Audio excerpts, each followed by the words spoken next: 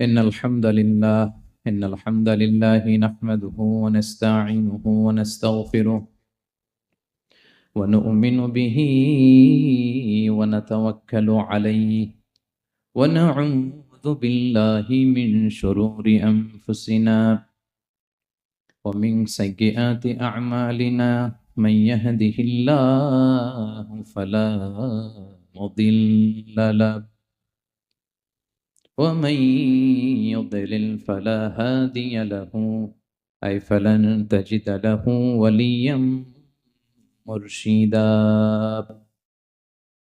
ونشهد أن لا إله إلا الله وحده لا شريك له هو الذي لا ضد له ولا ند له لا مثل له ولا مثيل له لا وزير له ولا كفيل له لا شبه له ولا شبيه له لا ولد له ولا والد له وهو الواحد الفرد الصمد لم يلد ولم يولد ولم يكن له كفوا أحد ونشهد أن سيدنا ونبينا وحبيبنا وبشيرنا ونذيرنا وطبيبنا وطبيب قلوبنا وحبيبنا وحبيب ربنا محمدا عبد الله ورسوله أرسله بالحق بشيرا ونذيرا وداعيا إلى الله بإذنه وسراجا منيرا أما بعد فقد قال الله تعالى في كلامه المجيد وفي فرقانه الحميد أعوذ بالله من الشيطان الرجيم بسم الله الرحمن الرحيم ولقد آتينا لقمان الحكمة أن اشكر لله ومن يشكر فإنما يشكر لنفسه ومن كفر فإن الله غني حميد إن الله وملائكته يصلون على النبي يا أيها الذين آمنوا صلوا عليه وسلموا تسليما اللهم صل على سيدنا مولانا محمد وعلى آل سيدنا مولانا محمد সবাই একসাথে পড়ুন আল্লাহুম্মা সাল্লি আলা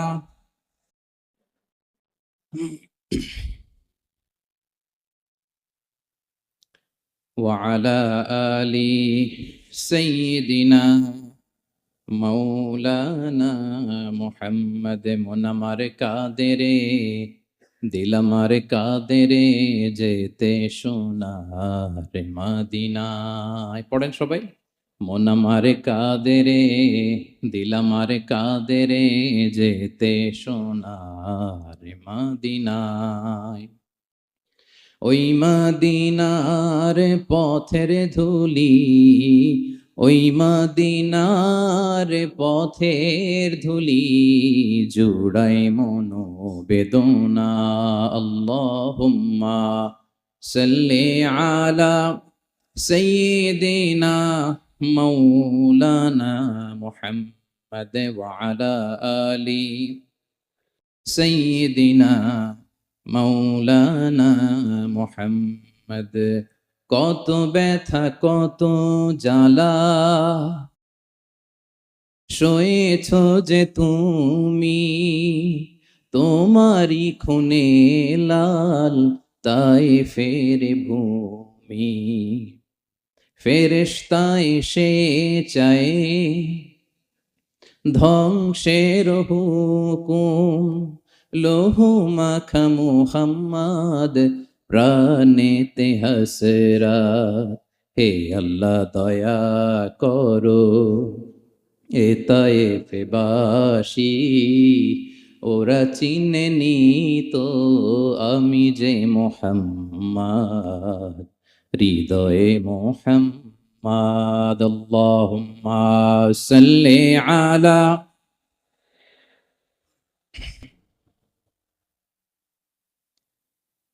ওয়া আলা আলি সাইয়্যিদিনা مولانا محمد. اللهم صل على محمد وعلى آل محمد كما صليت على إبراهيم وعلى آل إبراهيم إنك حميد مجيد. اللهم بارك على محمد وعلى آل محمد كما باركت على إبراهيم وعلى آل إبراهيم إنك حميد مجيد. সকল প্রশংসার মালিককে, সকল ক্ষমতার উৎসকে। কেউ যেটা পারে না পারে কে, কেউ যেটা দেখে না দেখে কে, কেউ যেটা শোনে না শোনে কে। সে আল্লাহর আলিশান দরবারে লাখো কোটি শুকর এবং সুজুদ আমরা পড়ে নিচ্ছি কালিমাতুশ শুকর, আলহামদুলিল্লাহ। সবাই একসাথে আওয়াজ করে পড়ুন, রব্বানা লাকাল হামদ হামদান কাসীরান তাইয়্যিবান মুবারাকান ফীহি ইয়া রাব্বি লাকাল হামদু কামা ইয়ানবাগি লিজালালি ওয়াজহিকা ওয়া আযীমি সুলতানিকা। লাকাল হামদু বিল ঈমান, লাকাল হামদু বিল ইসলাম, লাকাল হামদু বিল কুরআন।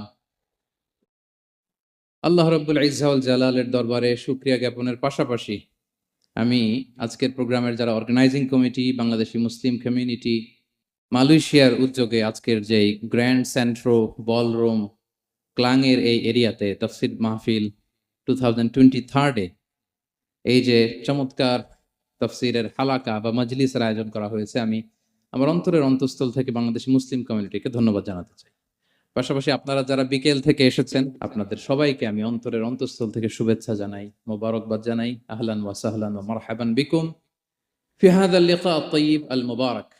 এই বলরুমের যারা অথরিটি আছেন তাদেরকে শুকরিয়া জানাই, মিডিয়া কর্মীর ভাইদের শুকরিয়া জানাই, আজকের প্রোগ্রামের অ্যাঙ্কর, সংবাদকর্মী ভাইয়েরা, ভলান্টিয়ার্স ভাইয়েরা, সবাইকে অন্তরের অন্তঃস্থল থেকে শুকরিয়া জানিয়ে মহাবিশ্বয় মহাগ্রন্থ আল কুরআন আল কারীম থেকে আমরা তাফসীর শুনবো। আমরা সবাই পড়ি ইনশাআল্লাহ। আপনারা সবাই সুস্থ আছেন তো? আলহামদুলিল্লাহ। এটা হচ্ছে কোরআনের প্রতি ভালোবাসা মানুষের, কোরআনের মুজিজা। কোরআন মানুষকে অ্যাট্রাক্ট করে, আকর্ষিত করে। কোরআনের এই ক্ষমতা আছে। রাসূল সাল্লাল্লাহু আলাইহি ওয়াসাল্লামের কণ্ঠের সুমধুর কোরআনের তেলাওয়াত শুনে অনেক কাফের কালিমা পড়ে মুসলমান হয়ে যেত। আজও কোরআনের তেলাওয়াত শুনে, কোরআনের অর্থ পড়ে, কোরআনের তাফসীর পড়ে মানুষ আবেগতাড়িত হয়। এটার ইনফ্লুয়েন্স অনেক আলাদা, এটার ইম্প্যাক্ট আলাদা। এই যে দুর্বার আকর্ষণ, এটা কোরআনের আকর্ষণ, ঠিক কিনা? আমরা সব সময় যেন কোরআনের সাথে সুসম্পর্ক বজায় রাখতে পারি। আল্লাহ তুমি তৌফিক দান করো। প্রিয় ভাইরা, আমি সূরাতুল লুকমান থেকে একটি আয়াত তেলাওয়াত করেছি। সূরাতুল লুকমানের 2য় রুকুর তাফসীর আজকে আমরা শুনবো। কততম রুকুর? এটা কোরআনের 31 নম্বর সূরা। এটা মাক্কি সূরা। সূরাতুল লুকমান কি সূরা? মাক্কি সূরা, কোরআনের 31তম সূরা, এবং অনেকগুলো রুকু আছে এই সূরায়। আমরা দ্বিতীয় রুকু থেকে কথা শুনবো। বেসিকলি এই দ্বিতীয় রুকুতে সাইয়েদনা লুকমান আলাইহিস সালাম ওনার ছেলেকে কিছু অ্যাডভাইস করেছিলেন, উপদেশ। বাবা হিসেবে আমরা আমাদের ছেলেমেয়েদের অ্যাডভাইস করি না? হ্যাঁ। তো উনি ওনার সন্তানকে অ্যাডভাইস করেছিলেন, আর এই অ্যাডভাইস গুলো আল্লাহ তাআলার এত ভালো লেগেছে, এত ভালো লেগেছে যে আল্লাহ তাআলা কোরআনের মধ্যে সরাসরি তুলে ধরেছেন। তার মানে আল্লাহ তাআলা বুঝাতে চান আমরাও যেন আমাদের সন্তানদেরকে অ্যাডভাইস গুলো করি। এবং আপনি অবাক হবেন, আমরা যখন তাফসিরের ইন ডেপথ তাফসিরে যাব, ভিতরে ঢুকবো, আপনি অবাক হবেন যে 3000 বছর আগের সেই উপদেশমালা কিভাবে মডার্ন টাইমের সাথে এত প্রাসঙ্গিক হতে পারে। আজ থেকে প্রায় 3000 বছর আগের piece of advises, 3000 years back in the history. এত আগের উপদেশ, দেখবেন যে মনে হচ্ছে বর্তমান সময়ের জন্য এই উপদেশগুলো আল্লাহ ধরে ধরে কোরআনে তুলে ধরেছেন। তো এই জন্য আমাদের ছেলে মেয়েদেরকে আমরা কি নসিহত করব, এত দিকে তাকানোর দরকার নেই। বাসায় যে সূরা লুকমান খুলবেন, 31তম সূরা, 12 নম্বর আয়াত থেকে 19 নম্বর আয়াত পর্যন্ত, এই 8টা আয়াত আল্লাহ যা বলেছেন আপনি আর ভাবি মিলে সন্তানদেরকে এটা শোনাবেন। গুড ইনাফ, আর কিছু লাগে। প্রিয় ভাইরা, সন্তান আল্লাহর দেয়া অনেক বড় নেয়ামত। আল্লাহু আকবার। নেককার সন্তান আল্লাহর কাছে চাইতে হয়, চেয়ে নিতে হয়। নবীরা দোয়া করেছেন, রব্বি হাবলি মিনাস সলিহিন, আল্লাহ নেককার সন্তান দেন। হে আল্লাহ, নেককার পুণ্যবান সন্তান দেন। আল্লাহ এমন সন্তান দেন যাদেরকে দেখলে আমাদের চোখ জুড়ায়। রব্বি জাআলনি মুকিমাস সলাতি ওয়া মিন যুররিয়াতি, আল্লাহ আমাকেও নামাজ কায়েমকারী বানান, আমার সন্তানকেও বানান। তো সন্তানের জন্য দোয়া করতে হয়, নেককার সন্তান চাইতে হয়। আপনারা যারা বিয়ে করেছেন এখনো সন্তান পান নাই, আল্লাহ তাআলা আপনাদেরকে অচিরেই এই সন্তান দান করে আপনাদেরকে ধন্য করুক। যারা এখনো বিয়ে করেননি, বিয়ের পরে আল্লাহ তাআলা আপনাদেরকে সন্তান দান করুক। এটা অনেক বড় নেয়ামত, এটা অনেক বড় নেয়ামত, এটা আল্লাহর কাছে চাইতে হয়। তো এই আলোচনাটা সবার সাথে প্রাসঙ্গিক। যারা বাবা তাদের তো লাগবে ইনস্ট্যান্ট, আজকে রাত্রে যেই শোনাইতে পারবেন। যারা বাবা হতে যাচ্ছেন তারাও আগে থেকে জেনে রাখলেন, ওয়েল প্রিপেয়ার্ড।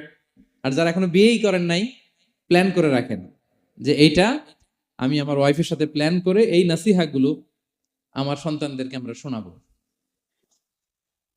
সবাই পড়ুন ইনশাআল্লাহ। এবার প্রশ্ন করে উত্তর দেন, সূরাটার নাম কি? মাক্কি না মাদানী? কত নম্বর সূরা কোরআনের? 31 নম্বর সূরা। আচ্ছা প্রিয় ভাইয়েরা, কালামুল্লাহ মাজিদে কোরআন আল কারিমে আল্লাহ তাআলা মানুষের নামে মোট 8টি সূরা দিয়েছেন। মানুষের নামে কয়টি? এর মধ্যে 6টি সূরা 6 জন নবীর নামে। 6টি সূরা 6 জন।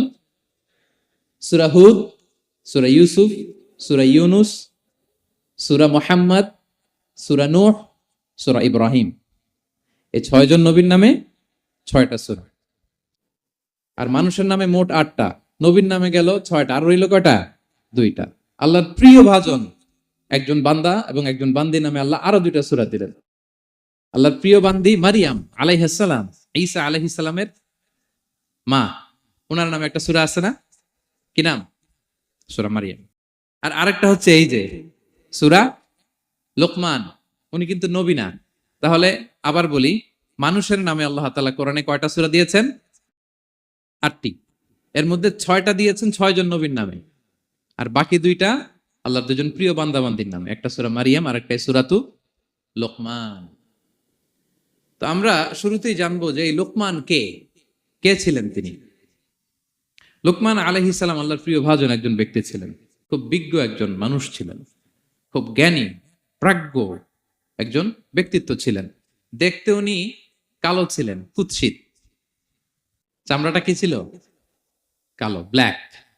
তার মানে ব্ল্যাক হইলেই কাউকে ছোট করা যাবে না। কাজী নজরুল বড় সুন্দর লিখেছেন, কালো আর ধলো বাহিরে কেবল, ভিতরে সবাই সমান রাঙ্গা। কেটে দিলে রক্তের রং, যে কালো রঙের তার রক্ত, যে ধবধবে সাদা তার রক্ত লাল। তাহলে ব্ল্যাক হইলেই কাউকে ছোট করা চলবে না। সাইয়েদনা লুকমান আল হাকিম কুৎসিত বর্ণের একজন মানুষ ছিলেন, খাটো একজন মানুষ ছিলেন। কোথায় থাকতেন? মিশর, সুদান, ইথিওপিয়া, যেটা আগের নাম ছিল হাবাসা, এই রিজিয়নে, কেউ কেউ বলেছেন মিশরের কোন একটা এলাকায়, কেউ সুদান, কেউ ইথিওপিয়া, তো রিজিয়নটা কাছাকাছি। কি করতেন? কোন কোন মুফাসসির বলেন তিনি দর্জি ছিলেন, দর্জি। কেউ কেউ বলেন তিনি ছিলেন কানা নাজ্জারান, নাজ্জার মানে কাঠমিস্ত্রি ছিলেন। আবার কোন কোন মুফাসসির বলেন তিনি ছিলেন রাইল গানাম, মেষ পালক। হ্যাঁ, বেশিরভাগ তাফসিরে এসেছে তিনি মেষ পালক ছিলেন, ছাগল চড়াতেন, যেটা নবীদের পেশা ছিল, দায়িত্ব ছিল, ওনারা ছাগল চড়াতেন শুরুর দিকে। তো লোকমান হাকিম তিনিও ছাগল চড়াতেন এবং তিনি দাস ছিলেন, মুক্ত জীবন তার ছিল না। তিনি একজন মনিবের আন্ডারে তার ছাগলগুলো মরুভূমিতে যেয়ে কি করতেন? চড়াতেন। মজার ব্যাপার হচ্ছে, সারা দুপুর, সারা বিকেল, সারা দিন ছাগল চড়িয়ে আসার পরে লোকমান যখন বাসায় ফিরে আসতো, তখন এলাকার লোকজন সবাই লোকমানের কাছে জড়ো হতো, আর উনি তাদেরকে তার প্রজ্ঞা, তার বিজ্ঞচিত কথাগুলো শেয়ার করতেন, শোনাতেন, এগুলো বলতেন। তো এগুলো দেখে লোকমানের মালিক অবাক, কিরে, আমার কাছে এলাকার কেউ আসে না, কিন্তু আমার দাস দেখতে কুৎসিত কালো, এই লোকমানের কাছে সবাই এসে ঘিরে থাকে, কি ওর কাছে কি পায়, কি আছে ওর কাছে? তো শ্রোতাদের কয়েকজনকে ডেকে বলল, ঘটনা কি? তোমরা সবাই লোকমান সন্ধ্যাবেলায় ফিরে আসলে তার পাশে জড়ো হও কেন, কি পাও? তো তারা বলল, আপনার দাস লোকমান, এটা সে সাধারণ কোনো মানুষ নয়, সে অসাধারণ মানুষ, সে এমন কথা বলে এগুলো শুনলে জীবন পাল্টে যায়। সুবহানাল্লাহ। মালিক বলে, ঘটনা কি? আমি ওর মালিক, কই কোনোদিন তো এরকম ওর সাথে কোনো কনভারসেশনে যাই নাই, কথা হয় নাই, আমি তো শুনি নাই, দেখি আজকে চেক করে দেখি কি ওর এত বিজ্ঞতা, এত জ্ঞান, এত প্রাজ্ঞতা কিসের, দেখি। তো আজকে সন্ধ্যাবেলায় ফিরছে, উনি বলতেছে, ইয়া লোকমান, ইযবাহ লানা শাতান, একটা ছাগল জবাই করো, ওয়া আখরিজ মিনহা আতিয়াবা মুদগাতাইন, এবার এই ছাগলের সবচেয়ে শ্রেষ্ঠ দুইটা অঙ্গ কেটে নিয়ে আসো, যাও। ফাআখরাজাল লিসান ওয়াল কলব, লোকমান যে ছাগল জবাই করে ছাগলের জিহ্বাটা আর কলব, হার্ট, এই দুইটা কেটে নিয়ে আসছে, বলতেছে এই দুইটা শ্রেষ্ঠ। বলছে আচ্ছা ঠিক আছে। মালিক আবার বললো, ওয়াযবাহ লানা শাতান উখরা ইয়া লোকমান, যাও আরেকটা জবাই করো, ওয়া আখরিজ মিনহা আখবাসা মুদগাতাইন, এবার সবচেয়ে নিকৃষ্ট দুইটা অঙ্গ ছাগলের কেটে নিয়ে আসো, যাও দেখি তো। ফাআখরাজাল লিসান ওয়াল কলব, সে আরেকটা ছাগল জবাই করে আবার জিহ্বা আর হার্ট, কলব কেটে নিয়ে আসছে, বলছে এই যে এটা সবচেয়ে নিকৃষ্ট। তো মালিক বলে, মা হাযা ইয়া লোকমান, মা লাকা ইয়া লোকমান, ঘটনা কি লোকমান? শ্রেষ্ঠ দুটো অঙ্গ কাটতে বললাম, জিহ্বার কলিজা হৃদয় কেটে নিয়ে আসলা, বললাম সবচেয়ে নিকৃষ্ট দুটো অঙ্গ কাটো, আবার জিহ্বার এটা কেটে নিয়ে আসলা। তো লোকমান বলতেছে, জিহ্বা আর হৃদয় যদি শ্রেষ্ঠ হয়, কলব যদি শ্রেষ্ঠ হয়, এর চেয়ে শ্রেষ্ঠ অঙ্গ আর হতে পারে না। আর জিহ্বা আর কলব যদি খারাপ হয়, মানুষের মুখ আর হৃদয় যদি খারাপ হয়, এর চেয়ে নিকৃষ্ট অঙ্গ আর হতে পারে না। সে তো অবাক, তাই তো? সে চিন্তা করে দেখে, তাই তো, এই মুখ দিয়ে মানুষ ভালো কথা বলে, সত্যের পায়গাম পৌঁছায়, মানুষের কল্যাণের জন্য ডাকে, জিকির করে, তাসবিহ পড়ে, কোরআন তেলাওয়াত করে, তখন তো এই জিহ্বা শ্রেষ্ঠ। আবার এই জিহ্বা দিয়ে যখন সে সমালোচনা করে, গীবত করে, শেখায়াত করে, অন্যকে গালি দেয়, কটু কথা বলে, তখন তো এই জিহ্বাটাই নিকৃষ্ট, ঠিক কিনা? আবার এই হৃদয় দিয়ে, এখানে সিনায় যখন আল্লাহর জিকির বসায়, এই হৃদয় দিয়ে মানুষের কল্যাণের কথা চিন্তা করে, সত্যের কথা চিন্তা করে, তখন তো এটা সবচেয়ে ভালো। আবার এই হৃদয়ে যদি অন্যের ব্যাপারে হিংসা পুষে রাখে, এই হৃদয়ে যদি সে নিজের ব্যাপারে হাই স্টিম, অহংকার পুষে রাখে, তাইলে হৃদয়ের চেয়ে খারাপ অঙ্গার হতে পারে। মালিক অবাক হয়ে গেল, বলতেছে, তাই তো লোকমান, আসলেই তুমি অনেক প্রাজ্ঞ, অনেক বিজ্ঞ, যাও, তোমাকে আমি আর এই বন্দিত্বের মধ্যে আটকে রাখতে চাই না, তোমাকে আমি এই ভালো কথাগুলো গণমানুষের কাছে পৌঁছে দেওয়ার জন্য আজ থেকে তোমাকে লোকমান আমি আজাদ করে দিলাম। মুক্ত জীবন পেয়ে মুক্ত বিহঙ্গের মতো তিনি উড়ে বেড়াতে লাগলেন, আর মানুষের কাছে তার এই প্রাজ্ঞ বিজ্ঞচিত কথাগুলো তিনি ছড়াতে লাগলেন। তো তিনি তার সন্তানকে ডেকে বলেছিলেন, কিছু উপদেশ দিয়েছিলেন ডেকে, যে বাবা এটা করো, এটা করো, এটা করো, এটা করো না। এই তার সন্তানকে এই উপদেশগুলো তিনি যে দিলেন, আল্লাহ তাআলার কাছে এত ভালো লেগেছে, এতই চমৎকার এবং পারফেক্ট মনে হয়েছে, আল্লাহ তাআলা কিয়ামত পর্যন্ত গোটা বিশ্বের সব বাবারা, মায়েরা যেন তাদের সন্তানদেরকে এই উপদেশ দিতে পারে, হুবহু লিটারালি ওই কথাগুলো আল্লাহ তাআলা কোরআনের মধ্যে তুলে দিয়েছেন।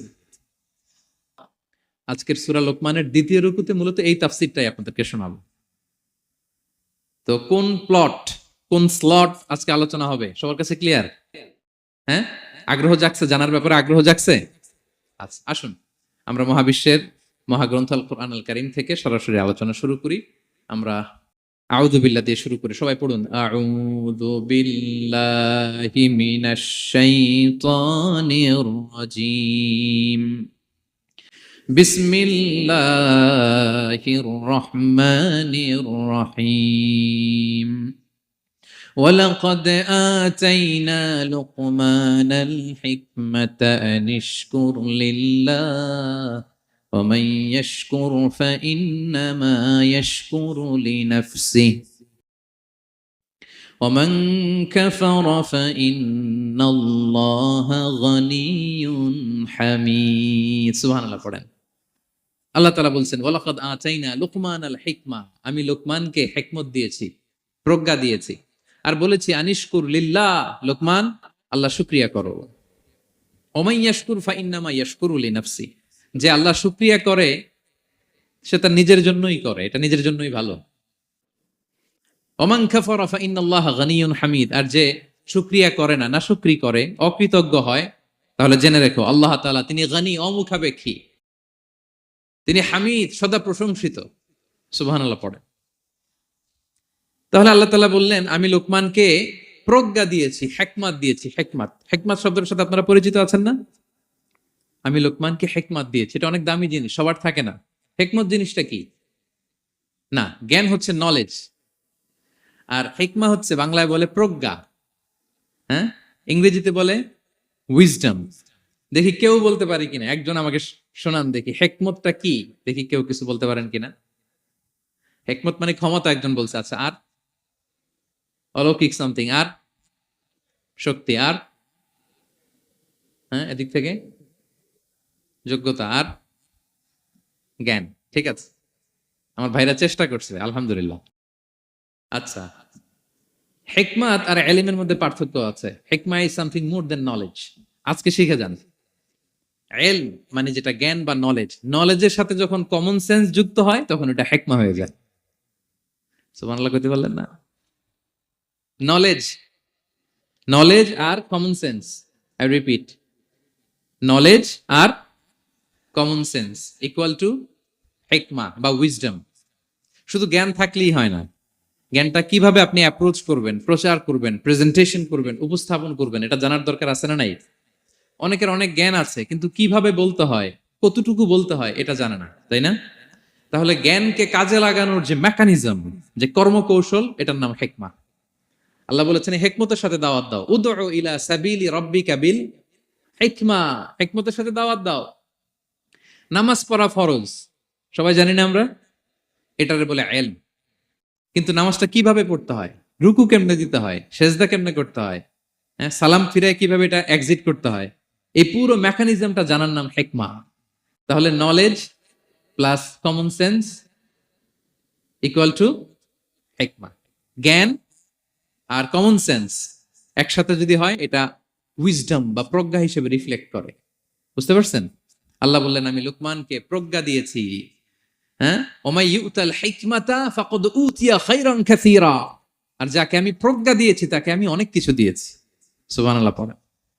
আল্লাহ তাআলা যেন আমাদেরকে প্রজ্ঞা দিয়ে ধন্য করে, আমরাও যেন হিকমতের অধিকারী হতে পারি। আল্লাহ তুমি তৌফিক দান করো।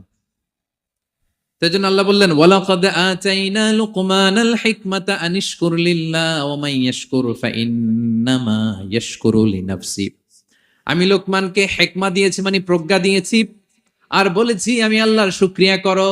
যে শুকরিয়া করে সে তার নিজের জন্যই করে, যে কুফরি করে, অকৃতজ্ঞ হয়, জেনে রেখো আমি আল্লাহ গানিয়ুন হামিদ, আমি গানি, অমুখাপেক্ষী, হামিদ, সপ্রশংসিত। আল্লাহ লোকমানকে বললেন আনিশকুর লিল্লাহ, আল্লাহর জন্য শুকরিয়া করো। শুকরিয়া যে করে সে তার নিজের জন্যই করে, এখানে আল্লাহর কিছু হয় না। নাকি আমরা শুকরিয়া করলে আল্লাহর ক্ষমতা 1 ইঞ্চি বেড়ে যায়? আমরা গোটা বিশ্বের সবাই সিজদায় পড়ে থাকলে আল্লাহর ক্ষমতা একটু বেড়ে যাবে না? বাড়বে। আর আমরা সবাই যদি সবচাইতে পাপী হয়ে যাই আল্লাহর ক্ষমতা কমে যাবে না? কমবে। তাহলে লাভ লস আল্লাহর কিছু নাই, লাভ লস সব কাদের? আওয়াজ করে সবাই বলুন, লাভ লস কাদের? শুকরিয়া করলে আমাদের লাভ। লা ইন শাকারতুম লা আযীদান্নাকুম ওয়া লা ইন কাফারতুম ইন্না আযাবি লাশাদীদ। আল্লাহ বলেন যদি তোমরা শুকরিয়া করো নেয়ামত বাড়িয়ে দেব, আর যদি কুফরি করো জেনে রেখো আমার আযাব, আমার পানিশমেন্ট, আমার শাস্তি বড় করা। আমি আল্লাহ সব সময় ধরি না, ধরলে ছাড়ি না। ঠিক কি না? ধরে ধরে ধরে না, ধরলে আল্লাহ ছাড়ে না। শুকরিয়া করলে তিনি বাড়াতে থাকে, দিতেই থাকে। শুকরিয়া করবেন তো পাবেন, নিয়ামতে শুকরিয়া করবেন তো পাবেন, করবেন তো পাবেন। তো শুকরিয়া করলে আমাদের লাভ, আমাদের লাভ। হাদিসে কুদসিতে আল্লাহ বলেছেন, এই বানি আদম সবাই মিলে, হ্যাঁ, আলা আতকা কলবি রাজুলিন ওয়াহিদ, তোমরা যদি সবাই সবচেয়ে মুত্তাকি হয়ে যাও, ইবাদতে লুটিয়ে পড়ো সবাই, আমার কিচ্ছু পারবে না। আর তোমরা সবাই যদি আফজারি কলবি রাজুল ওয়াহিদ, সবচেয়ে নিকৃষ্ট আত্মার মানুষ হও, পাপাচারে ডুবে যাও, আমি আল্লাহর ক্ষমতার 1 ইঞ্চিও কমবে না। তাহলে শুকরিয়া করলে কাদের লাভ? সেটাই আল্লাহ বললেন, শুকরিয়া করলে তোমাদের লাভ। ওমান কাফারা ফা ইন্নাল্লাহা গানিয়্যুন হামিদ, তিনি অমুখাপেক্ষী, অমুখাপেক্ষী, তিনি কারো কাছে ঠেকা না, কিন্তু আমরা তার কাছে ঠেকা। ঠিক কিনা? আমরা বিপদে পড়লে কার কাছে চাই? আল্লাহ কারো কাছে চায়? আমাদের ফরিয়াদ আমরা কার কাছে জানাই? আল্লাহর কি কারো কাছে ফরিয়াদ জানানো লাগে? তিনি গানিয়ুন হামিদ, অমুখাপেক্ষী, কারো প্রতি তিনি মুখাপেক্ষী নয়। গোটা বিশ্ব তার কাছে প্রার্থনা করে, গোটা বিশ্ব মুখ থুবড়ে তার কাছে পড়ে থাকে, গোটা বিশ্ব লুটিয়ে পড়ে সিজদায় পড়ে তার কাছে রোনাজরি করে, কিন্তু তিনি কারো কাছে কিছু চেতে হয় না। তিনি গানিয়ুন হামিদ।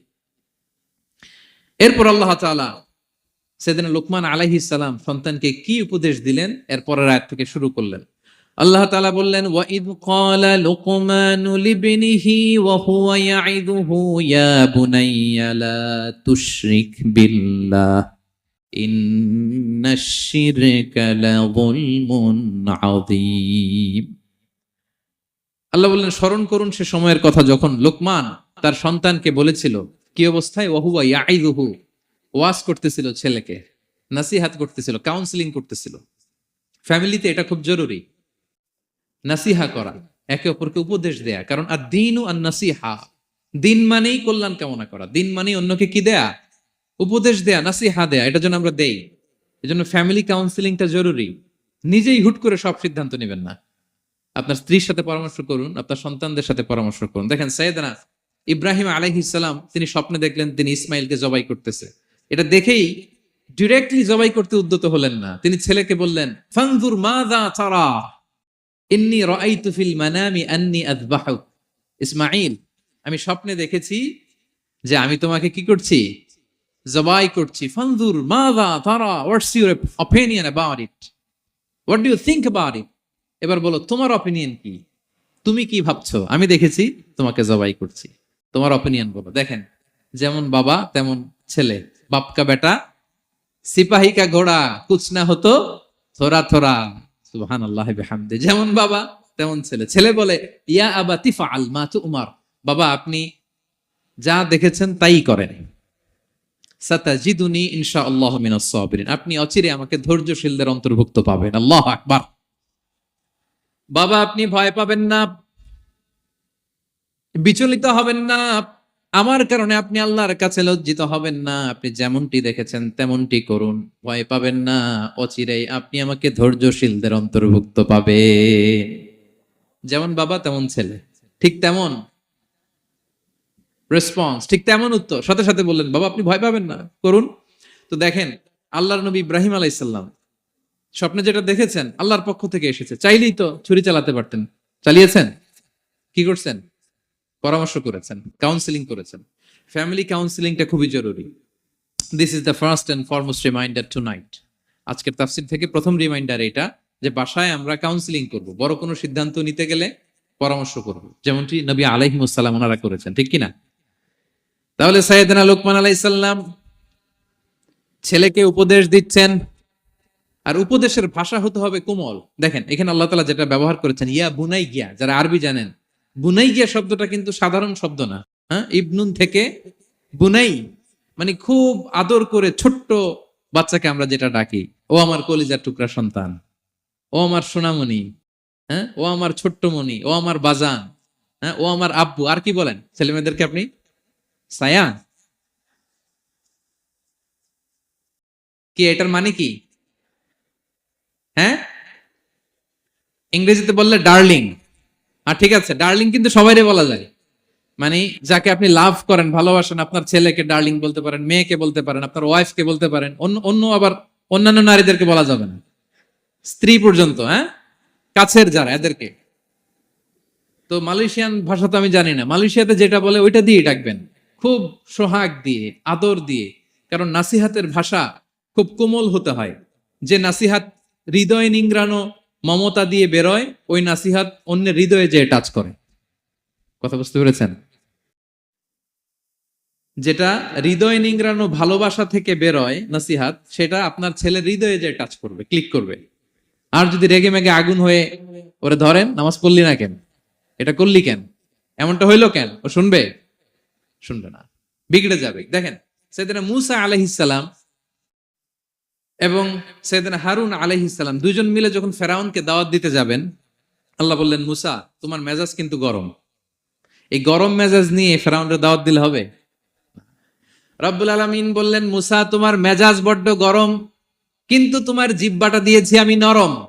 এই নরম জিহ্বা দিয়ে ফেরাউনের দরবারে যে যখন দাঁড়াবা, ফাকুলা লাহু কাওলান লাইয়িনান লাআল্লাহু ইয়াতাযাক্কারু আও ইয়াখশা।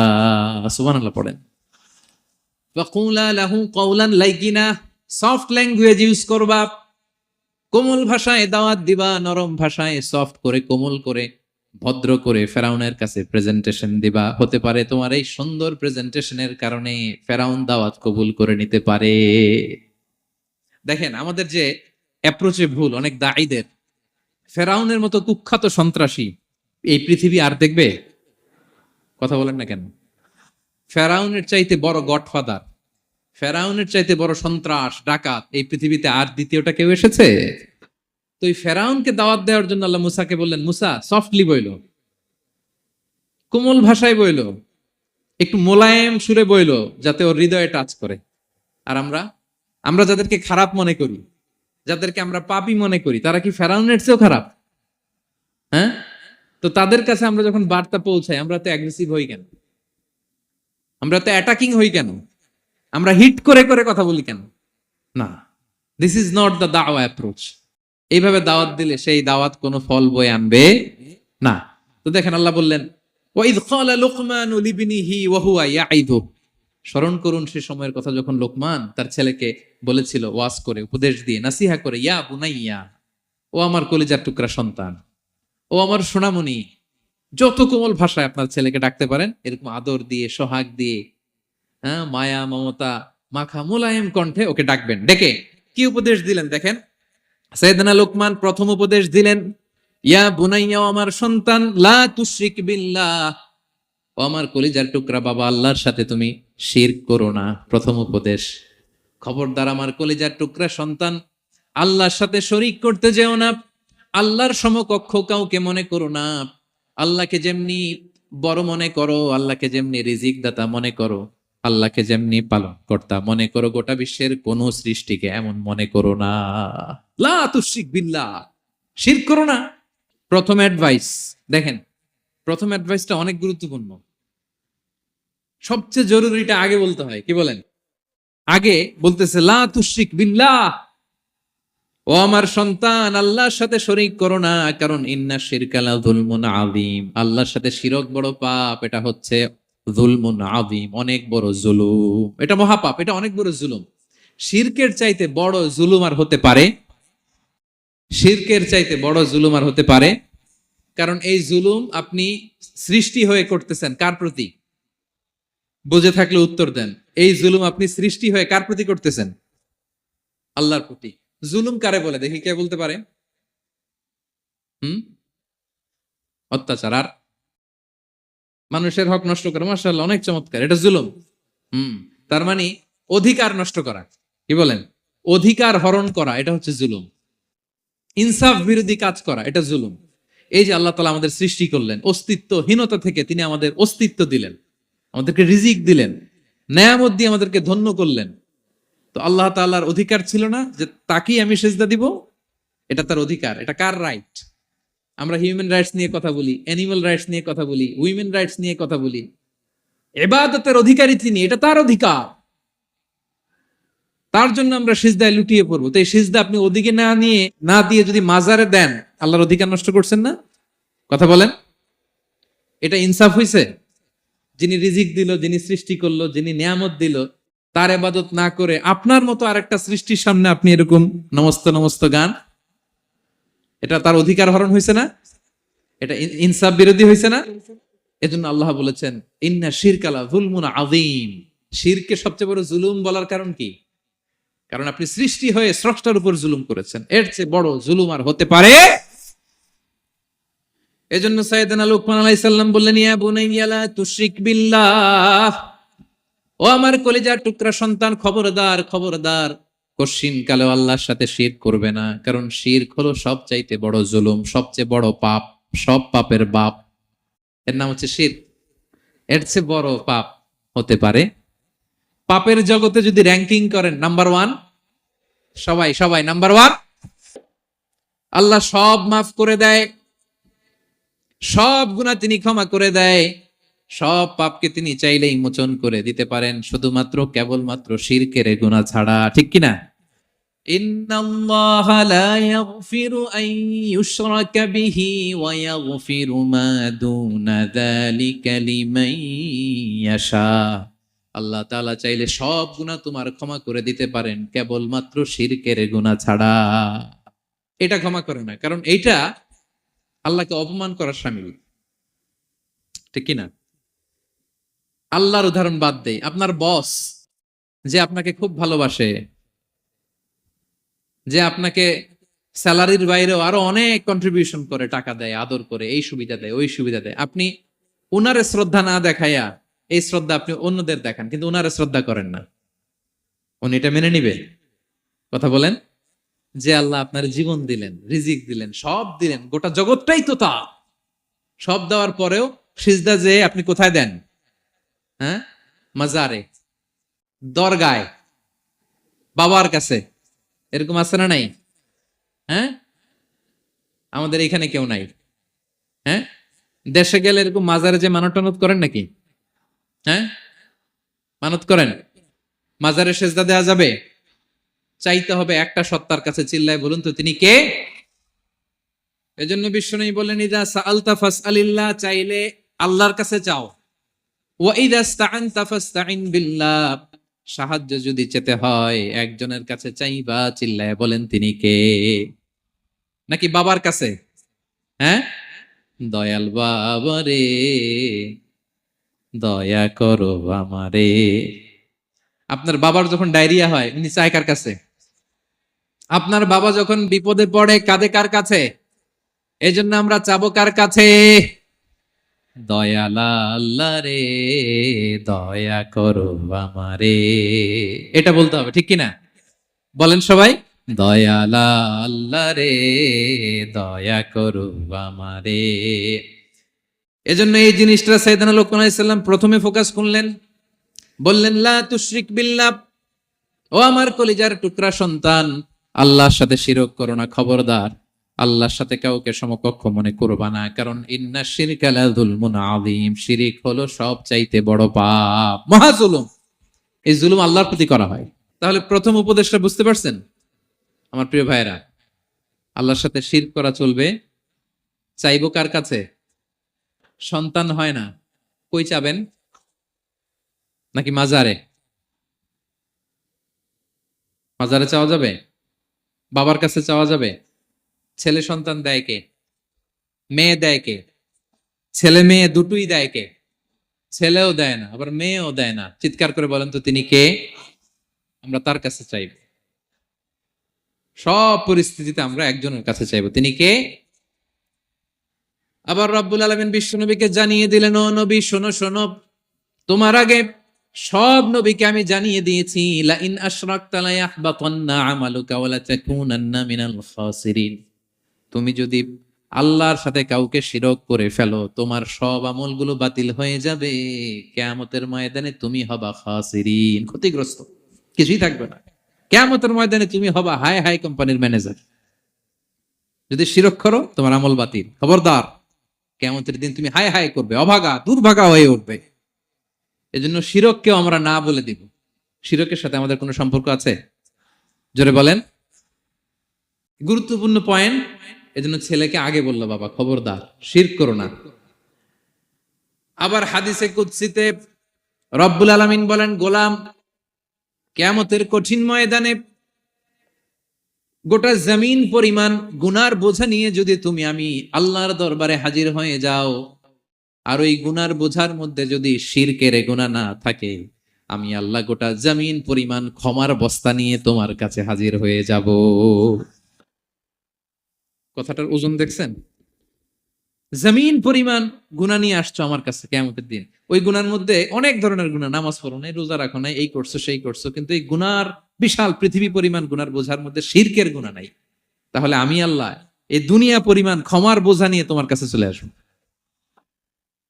শিরক করা যাবে? তাহলে প্রথম উপদেশ দিলেন, হে আমার কলিজার টুকরা সন্তান, শিরক করো না, শিরক করো না। আমার ভাইয়েরা, আমার কলিজার টুকরা ক্লাঙের ভাইয়েরা, সন্তানদেরকে এই শিরকের ব্যাপারে, শিরকের ভয়াবহতার ব্যাপারে আপনাকে জানাতে হবে। It's your duty.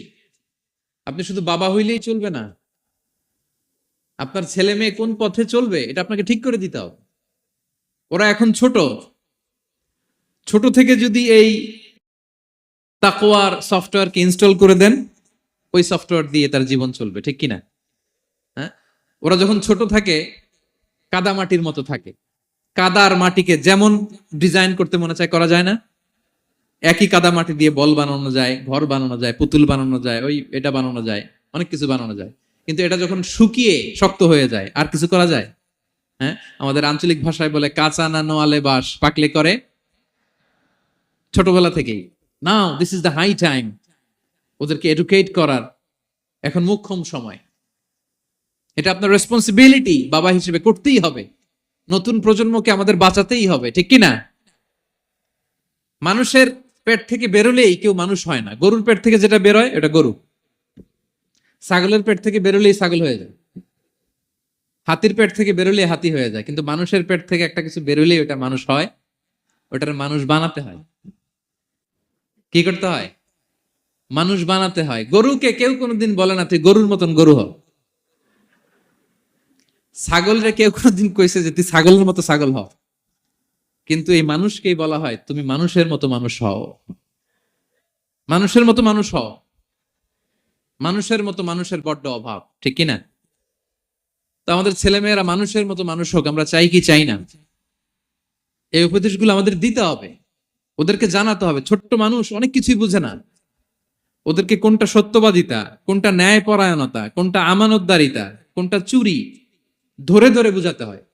আমাদের ছোট্ট সোনামণিরা দেখবেন ছোটবেলায় ওই ছোট অবস্থায় যারা থাকে, ছোট স্কুলে যায়, স্কুলে যে আরেকজনের পেন্সিল ব্যাগে করে নিয়ে আসে দেখবেন। মানে ওরে দিচ্ছেন আপনি ব্লু কালারের, ওর এটা ভালো লাগে নাই, ওর ভালো লাগছে পিঙ্ক কালারের একটা, তো আরেকজনের পিঙ্ক কালারের পেন্সিল ব্যাগে করে নিয়ে আসছে, রাবার নিয়ে আসছে। ও খারাপ মনে আনে নাই, কারণ ও জানে না, ও ভাবছে যেটা সুন্দর লাগে ওইটাই মনে হয় আমার। কিন্তু অন্যের জিনিস যে না বলে নিয়ে আসলে এটাতে চুরি বলে, ও এটা জানেই না। তো এগুলো ওদেরকে জানানোর, শিখানোর দরকার আছে না নাই? দায়িত্বটা কার? বাবা মায়ের। আমার প্রিয় ভাইয়েরা, সন্তানদেরকে যেন আমরা গাইড করি, ইনস্ট্রাক্ট করি, আমরা যেন ওদেরকে শিখাই কোনটা সত্য কোনটা মিথ্যা। এখন তো এই যে সোশ্যাল মিডিয়ার যুগ, এটা ছাড়া খেতেই চায় না, তাই না? ঘুমাতেই চায় না। সে কি দেখে এটা আপনার জানতে হবে।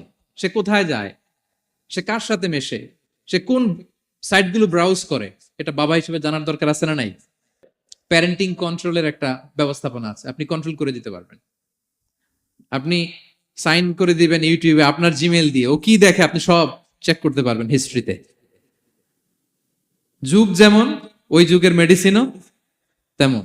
ওইভাবে আপনাকে নিয়ন্ত্রণ করতে হবে, কারণ এই যুগে আমাদের তরুণ শিশু কিশোররা এত এত চ্যালেঞ্জের সম্মুখীন হচ্ছে যেটা আগে কখনো হয় নাই। The world is changing so fast, it's very difficult to handle our teenagers. ওদের প্রশ্ন শুনলে আপনি অবাক হয়ে যাবেন। আমি উত্তর দিতে পারি না মাঝে মাঝে, আমার ছোট মেয়ের অনেক প্রশ্নের উত্তর দিতে পারি না, মানে পারি, ও মানতে চায় না, আর্গুও করে, এমন এমন কথা বলে যেগুলো আমরা 10-15 বছর বয়সেও শিখি নাই। আজকে 5-6 বছরের ছোট বাচ্চা, ছেলে মেয়ে আপনাকে এমন প্রশ্ন করবে আপনি অবাক হয়ে যাবেন। এই জন্য ছোটবেলা থেকেই ওদের মন মস্তিষ্কের ভেতরে এই ইসলামের শিক্ষাটা ঢুকাই দিতে হবে আমার ভাইয়েরা। ইসলাম সেটাই চায়। যে এইমাত্র জন্মগ্রহণ করছে যে বাচ্চাটা, নবজাতক, নিউ বর্ন বেবি, ওর আমল নামা শুরু হয়েছে? সবাই বলেন, এইমাত্র ভূমিষ্ঠ একটা বাচ্চার আমল নামা শুরু হয়েছে? তারপর ইসলাম বলে ওর কানের সামনে আল্লাহ আকবার বলে আল্লাহর নামটা ঢুকিয়ে দাও। এখনো আমল নামা শুরু হয় নাই, এখনো ভালো খারাপের কিছুই হয় নাই, তারপরও আল্লাহ বলে দুনিয়াতে আসার সাথে সাথে আজান দিয়ে ইসলামের কথাটা কানের ভেতরে ঢুকায়া দাও। আমাদের দায়িত্ব হচ্ছে ওদেরকে এডুকেট করা। এক নাম্বার উপদেশ তিনি দিলেন, লা তুশরিক বিল্লাহ, শিরক করো না। শিরক মহাপাপ। এই পয়েন্টটা বুঝতে পারছেন সবাই? উনি বেসিকলি ওনার সন্তানকে 9টা উপদেশ দিয়েছিলেন। কয়টা? সবাই বলুন। 9টা। এরপর আল্লাহ তাআলা আরেকটা এক্সট্রা উপদেশ দিয়ে দিয়েছেন। 9 আর 1 মিলে তিলকা আশারাতুন কামিলা, একেবারে ফাইনাল, 10টা হয়ে গেছে, পরিপূর্ণ। তো শিরকের ব্যাপারে সতর্ক করার সাথে সাথে আল্লাহ তাআলা নিজ থেকে একটা উপদেশ দিলেন। আল্লাহ তাআলা কি বললেন? রব্বুল আলামিন বললেন, ওয়াসাইনাল ইনসানা বিওয়ালিদাইহি হামালাতহু উম্মুহু ওয়াহানান আলা ওয়াহান ওয়া ফিসালুহু ফি আমাইনি আনিশকুর লি ওয়া লিওয়ালিদাইকা ইলাইয়াল মাসির। সুবহানাল্লাহ পড়। আল্লাহ বললেন, ওয়াসাইনাল ইনসানা বিওয়ালিদাইহি, শিরকের কথা যখন লোকমান সন্তানকে জানালো, এবার আমি আল্লাহ পৃথিবীর মানুষগুলোরে জানিয়ে দিলাম, খবরদার এ খবরদার, মা বাবার সাথে কখনো খারাপ আচরণ করো না। ওয়াসাইনাল ইনসান, মানুষকে আমি ওসিয়ত করলাম, রেকমেন্ড করলাম, ভার্ডিক্ট জারি করে দিলাম, বিওয়ালিদাই, মা বাবার ব্যাপারে তাদের সাথে সদাচরণ করবে। মা বাবার সাথে খারাপ আচরণ করা যাবে। জান্নাতে একটা দরজা আছে, নাম আল আব, বাবা, আর একটা আল উম, মা। যারা বাবা মার সাথে ভালো আচরণ করছে তারা ওইটা দিয়ে ঢুকবে। সুবহানাল্লাহ পড়ে। এক লোক বললে, ইয়া রাসূলুল্লাহ, আমার মাকে কাঁধে করে কাবার চারদিকে ঘুরিয়েছি, তাওয়াফ করিয়েছি, প্রচন্ড রোদের মধ্যে আমার মাকে কাঁধে করে কাবার চারদিকে লাব্বাইক লাব্বাইক বলে অনেকবার ঘুরিয়েছি। ইয়া রাসূলুল্লাহ, আপনি আমাকে বলে দেন, ছোটবেলা যখন আমি আমার মায়ের বুকের দুধ খেয়েছি, ওই দুধের শোধটুকু আদায় হয়েছে কিনা? বিষ্ণুই বললেন, কি প্রশ্ন করলা তুমি? লাউ কাতাতা জিলদাক, তুমি যদি তোমার গায়ের চামড়া কেটে জুতা বানিয়ে দাও, চামড়াটা কেটে শুকিয়ে যদি জুতা বানিয়ে তোমার মায়ের পায়ের নিচে দিয়ে দাও, ছোটবেলায় মায়ের বুকের যে দুধ খেয়েছো, একটা দুধের 1 ঢোক দুধ খাওয়ার শোধ আদায় হবে না। 1 ঢোক যে দুধ খাইছো ওইটারই শোধ আদায় হবে। খবরদার, খবরদার, বাবা মার ব্যাপারে সাবধান। বিশেষ করে মায়ের সাথে, দুজনের কথাই আল্লাহ প্রথমে বললেন, এরপরে বললেন বিশেষ করে মায়ের সাথে, কারণ হামালাতহু উম্মুহু, বাবা তোমারে পেটে ধরে নাই, পেটে ধরেছে কে? ওয়াহানান আলা ওয়াহান, 10 মাস 10 দিন বোঝার পরের বোঝা, যন্ত্রণার পরে যন্ত্রণা বাবা সহ্য করে নাই, করেছে কে? এত বড় একটা পেট হয়ে গেছিল, জানেন তো? হ্যাঁ, আল্লাহ। এই পেটটা নিয়ে বারবার কিচেনে যাওয়া লাগছে, এটা নিয়ে টয়লেট করে, এটা নিয়ে গোসল করে, ঘুমাতে পারে না, শুইলে উঠতে পারে না, উঠলে বসতে পারে না। 1 দিন 2 দিন, 1 সপ্তাহ 2 সপ্তাহ, 10 মাস 10 দিন আমার মাকে এই কষ্ট দিয়েছে। মায়ের কলিজার মাঝখানে লাথি মেরে দুনিয়াতে এসেছে। এরপরে আল্লাহ বললেন, ওয়া ফিসালুহু ফি আমাইন, এখানেই শেষ নয়, দুধ ছাড়াতে লেগেছে 2 বছর। কয় বছর? ওগো মা তুমি এই ধরনের শ্রেষ্ঠ নেয়ামত, তোমারই পদ তলে রয়েছে জান্নাত। ওগো মা তুমি এই ধরনের শ্রেষ্ঠ নেয়ামত, তোমারই পদ তলে রয়েছে জান্নাত। ঠিক কিনা? দেখেন আল্লাহ মর্যাদা কোথায় বাড়ালো। আমাদের দুনিয়ার পুরুষ মানুষদের পায়ের নিচে থাকে জুতা, জুতার নিচে বালু, কার্পেট কিংবা ফ্লোর। আর আল্লাহ বলে, দুনিয়ার এক একটা মায়ের পায়ের নিচে আমি জান্নাত দিয়ে রেখেছি। এই পৃথিবীটারে 100 বার বিক্রি করলে জান্নাতের একটা চেয়ারের দাম হবে? বুঝে শুনে উত্তর দিবেন। এই পৃথিবীটাকে, পৃথিবীর যে সম্পদ, এটা এস্টিমেশন করে, হ্যাঁ, 1000 বার বিক্রি করলে যে দামটা হবে, ওই দাম দিয়ে জান্নাতের একটা চেয়ারের দাম হবে? এই পৃথিবীরে 10,000 কোটি বার বিক্রি করলে যেই অ্যাসেট হবে, যে অ্যামাউন্ট হবে, ভ্যালিউ হবে, ওই দাম দিয়ে জান্নাতের একটা টেবিলের দাম হবে? আর যেই জান্নাত, পুরো জান্নাতটা মায়ের পায়ের নিচে পড়ে আছে, ওই পা দুইটার দাম কত? সুবহানাল্লাহ পড়বেন না? মা বাবার দোয়া অনেক বড় দোয়া। কখনো যেন আমরা বেয়াদবি না করি, কখনো যেন তাদের মনে কষ্ট না দেই, সবসময় যেন তাদের কাছ থেকে দোয়া নেই। পারা যাবে? এটা আল্লাহ তাআলা ঢুকিয়ে দিলেন। তাহলে সাইয়েদনা লোকমান প্রথমে বলল, বাবা শিরক করো না। এরপরে রব্বুল আলামিন বললেন, শিরকের পরে তোমাদের সবচাইতে বড় দায়িত্ব যে বাবা মা তোমাদের জন্য এত কষ্ট করেছে, তাদের সাথে খারাপ আচরণ করো না। দুইটা হয়ে গেল। কয়টা? আওয়াজ করে বলেন কয়টা? 3 নম্বরে সাইয়েদনা লোকমান আলাইহিস সালাম ছেলেকে বললেন, ইয়া বুনাইয়া ইন্নাহা ইন তাকু মিসকালা হাববাতিন মিন খারদালিন ফাতাকুম ফি সখরাতিন আও ফিস সামাওয়াতি আও ফিল আরদি ইয়াতি বিহাল্লাহ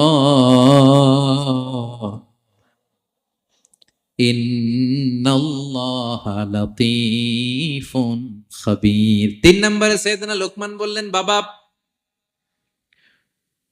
সরিষার দানা পরিমাণ কোনো ভালো কাজ যদি তুমি করো কিংবা খারাপ কাজ যদি তুমি করো, সেটা যদি মাউন্ট এভারেস্টের উপরে উঠে করো কোনো খারাপ কাজ, আও ফিস সামাওয়াতি মহাশূন্যে যে যদি করো, আও ফিল আরদে জমিনের অতল গহ্বরে কোনো সুড়ঙ্গ বানিয়ে সেখানেও যে যদি কোনো পাপ করো, ইয়াতি বিহাল্লাহ সেটাও আল্লাহ নিয়ে আসবে। কোনো পাপ বা কোনো ভালো কাজ আকাশে উঠে, পাহাড়ে উঠে কিংবা সুড়ঙ্গ করে জমিনের ভিতরে ঢুকেও যদি করো, কিয়ামতের দিন আমলনামায় সেটা দেখতে পাবো। সুবহানাল্লাহ পড়বেন না? কারণ ইন্নাল্লাহা লাতীফুন খাবীর, তিনি হলেন লতিফ সূক্ষ্মদর্শী। যত ছোট কাজই করো না কেন তার চোখে ফাঁকি দেয়া যায়। তার মানে 3 নাম্বার উপদেশে সাইয়েদনা লোকমান তার ছেলেকে আল্লাহর শক্তি, আল্লাহর ক্ষমতার ব্যাপারে একটা ধারণা দিচ্ছেন।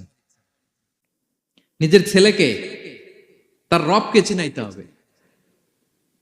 আমাদের রবকে আমাদের চিনার দরকার আছে না নাই? ছেলেকে বোঝাবেন, বাবা ওই যে তুমি মসজিদে আমার সাথে যে সেজদা দাও, কারে দাও জানো? তিনি কত বড়, তিনি কত বিশাল ক্ষমতার অধিকারী। তুমি সামান্য কোনো ভালো কাজ কিংবা খারাপ কাজ এটা যদি মহাশূন্যে উঠেও করো, পাহাড়ের চূড়ায় গিয়েও যদি করো,